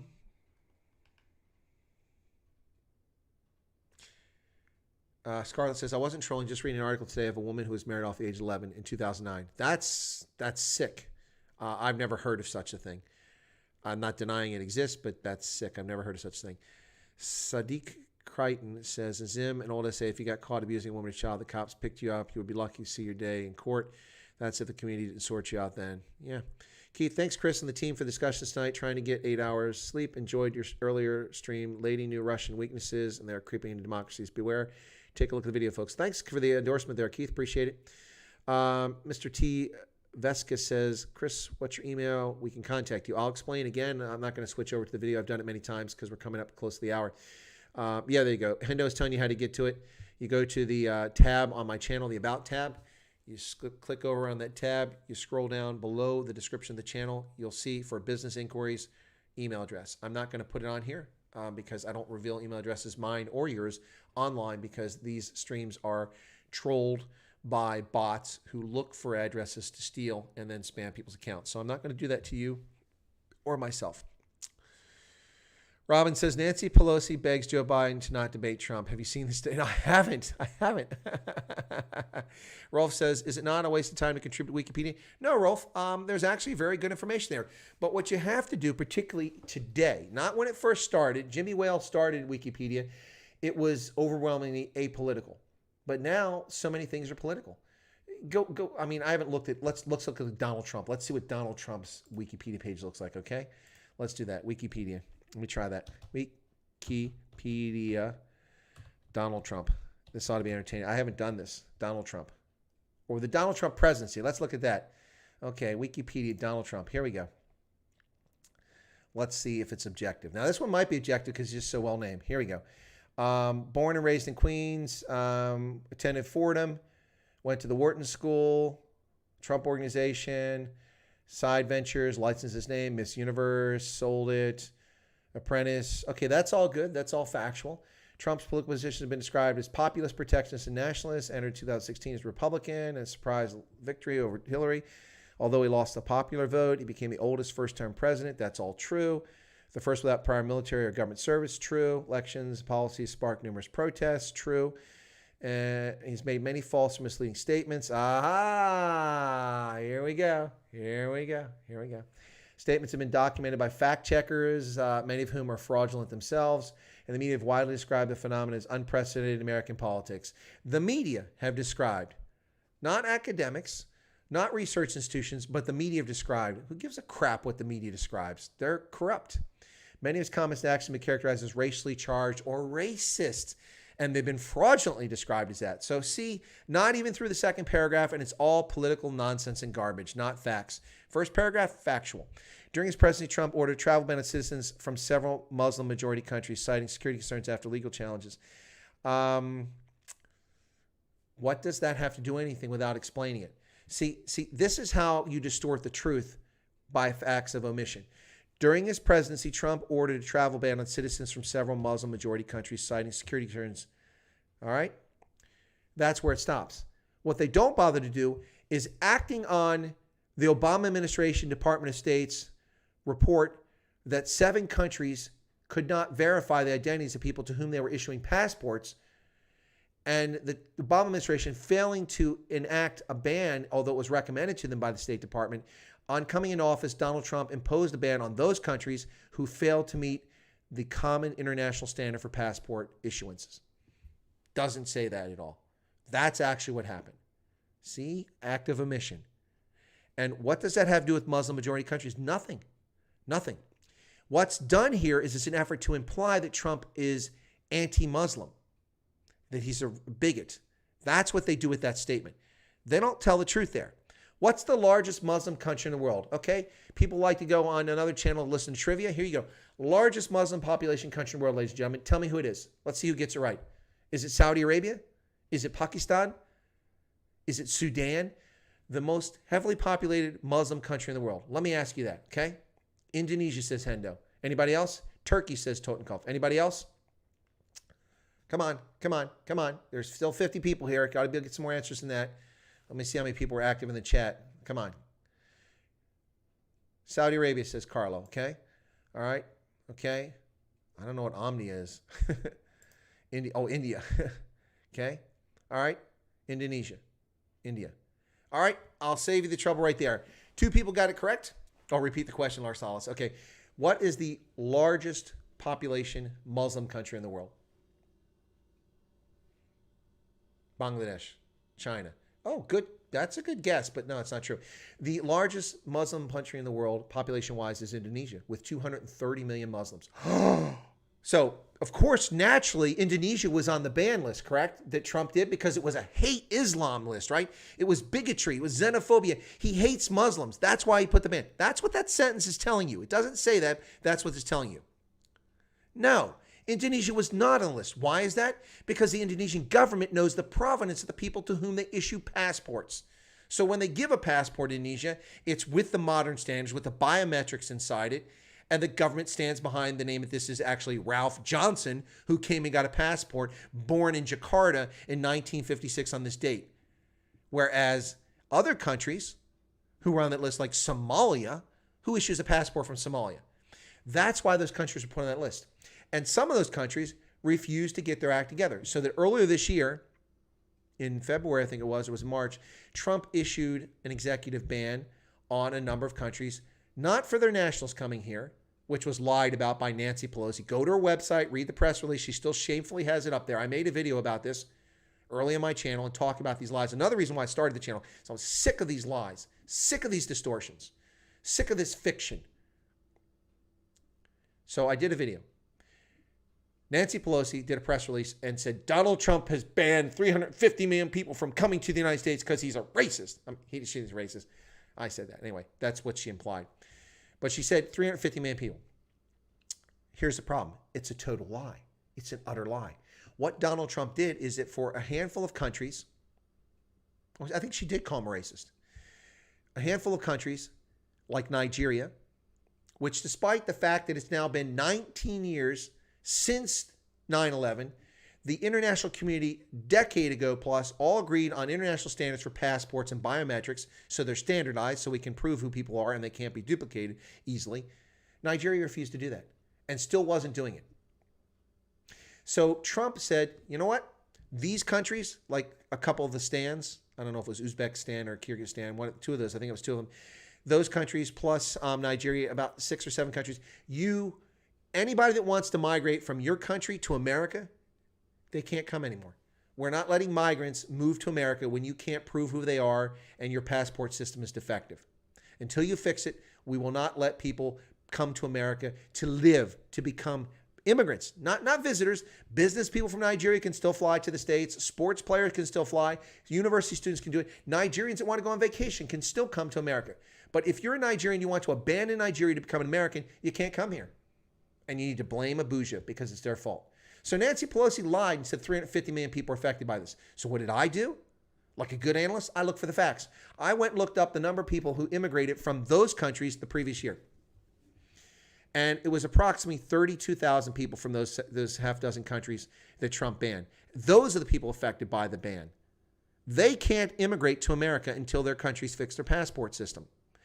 After 19 years of patience, after 14 years that this thing was in place, 14 years they've had to fix it. They haven't done it because Bush ignored it, and Barack Obama could give a flying flip less about whether someone's honest, whether they lie about who they are, or what country they come from, whether they're honest or they're a terrorist. He didn't care. So Trump said no. And Nancy Pelosi called him a racist because she's full of it. She lies. That's what they do. That's what the left does. They don't tell the truth. The truth is often a little more complicated than people want to admit. In this case, Donald Trump did impose a ban on those countries. And yes, Nigeria has a lot of Muslims. But the ban wasn't on Muslims. It was on Nigerian citizens whose government refuses to get proper passport procedures in place. Guess what? Less than a week later, the president of Nigeria, he agreed to change the passport standards. And Nigeria was the country with the most migrants, had over 12,000 migrants who came to the U.S. So it's nonsense. That's the problem with that. Islam is not a race. It's not an idea. Yeah, it's a religion is what it is. Yeah, exactly. Anyway, DuckDuckGo is a search engine. Don't help people out there, Malcolm. You make it too easy, man. Anyway, repeat the question. I already did that. The thing is, if other people are paid to control the content, will your contributions not be redundant or removed by those paid to control the content? That's an interesting question. Nazi Pelosi. That's a good one. Talking more BS about not having elections debate, called it skullduggery. Oh, I bet you had to look that word up. The doctor video of Trump feeding the koi fish in Japan. I didn't see that, Malcolm. Fancy Nancy, nervous Nancy, Nazi Nancy. That's the one I like the best. You guys are having fun with that. Anyway, folks, I think that's probably enough for today because I need to do a stream tonight for the convention. So I'm going to have to call it here. Thank you so much for tuning in today. I appreciate it. Thank you to the Patricia guest, India. India's a good guest, too, because there's a lot of Muslims in India, so that's a good guess as well. Malaysia's too small, our soul. Let's put good guess. USA, nope, US only has about 6 million Muslims, so we're way down on that chart. China has a few 100 million Muslims, so that was a good guess. Anyway, all right, yeah, so I'll be on later tonight for the Republican Convention. I'll be covering that tonight and cover Donald Trump's speech, so that should be interesting, folks. So I hope to see you guys later on. Those in South Africa, I suspect you'll be asleep, and please get some good rest. Remember, tomorrow, ladies and gentlemen, on the channel, right here, Hein Marks from ULA. This will be the third in the series of discussions with those involved in independence or secession movements for the Western Cape. The first was Phil Craig back in May from the Cape Independence Advocacy Group. Then last week I had on here Des Palm from Cape Exit, and now I'll have on Hein Marks from ULA. That's tomorrow on Chris Wide Africa. Don't be square. Be sure to be here. On Saturday, Dr. Corne Mulder, Chief Whip for the Freedom Front Plus from South Africa's Parliament, will be on my channel. On Sunday, ladies and gentlemen, don't forget Sunday, Andre Sneeman, Springbok number 636, right here in Chris Wide Africa. Those of you who are Springbok fans and rugby fans, check it out. Should be fun. Catch us on Sunday for that. That'll be awesome. So, Hein Marks Friday, Corne Mulder Saturday, Andre Sneeman Sunday. Action-filled weekend. Great guest on the channel. Looking forward to it. Thanks a lot, guys. Have a good night. I will be on later tonight for the Republican National Convention. I haven't picked the time. It'll probably be about 9 o'clock or 9:30 tonight, so 2100, 2130 if anyone's watching. Those of you up early in South Africa, you'll be able to catch it later. It should be good. Thanks a lot, folks. Robin, if you're able to join us, I will be on tonight, I promise. Even if I don't feel up to it, I'll be there. But I think I'll feel up to it. So thanks a lot, folks. God bless. Have a good evening. What are we going to close with? What song do you guys want to hear from Giselle? Let me run through them real quickly. If you want to hear Giselle's song, Lek je voeten op, plekken in die zonne, Bourgeois, Zuid-Afrika, or Zuidwest. Which one? What do you guys want to hear? Come on. Come on. There's still 50 people here. Let me know which song you want to know, and I'll play that song for you all on the way out the door. So what do you want to hear? Jump, jump, jump. That's Lek je voeten op. Okay, Anne-Marie, Zuid-Afrika. Your choice is Erica. Let's see what else. Well, for me, it always comes down to Blue Bull from Steve. I don't have a license for that one. I'll get a copyright smack. At least on these, if they try to close my channel, I can sue YouTube because I have the license. But I can't sue them for when I don't have the song. But that's a good guess from Steve Hofmeyer. What else? Anyone else? My natural tendency is to go with either Plek in die Zonne or Lek je voeten op. Those are my two favorites for closing the stream out because they're both Lek je voeten op is just really exciting. It's a nice way to end the stream. I like that one. So you guys tell me. I'm going to peek here again in just a second. I'm just looking to see. I'm missing a window here. There it is. Okay, that's the one I wanted. Cool beans. So that's not the one I wanted. How'd that happen? Anyway, so you guys tell me. I'll peek back. What do we got here? We got Lek your foot up, streamer choice, spring. Okay, that's a couple votes for that. So I'm going to do Lek your foot up, folks. So let's check that one out. Cool beans. Thanks a lot for tuning in. By the way, the photo for the stream today, the thumbnail was from San Francisco for the Rugby World Cup of the Sevens in San Francisco in the summer of 2018, in case you're wondering what that was. Those are the bleachers in San Francisco, and that's what that photo was. Anyway, so it's going to be Lek your foot up, folks. All right, here we go. Have a good night. It should appear on top of me. Let's see if it works.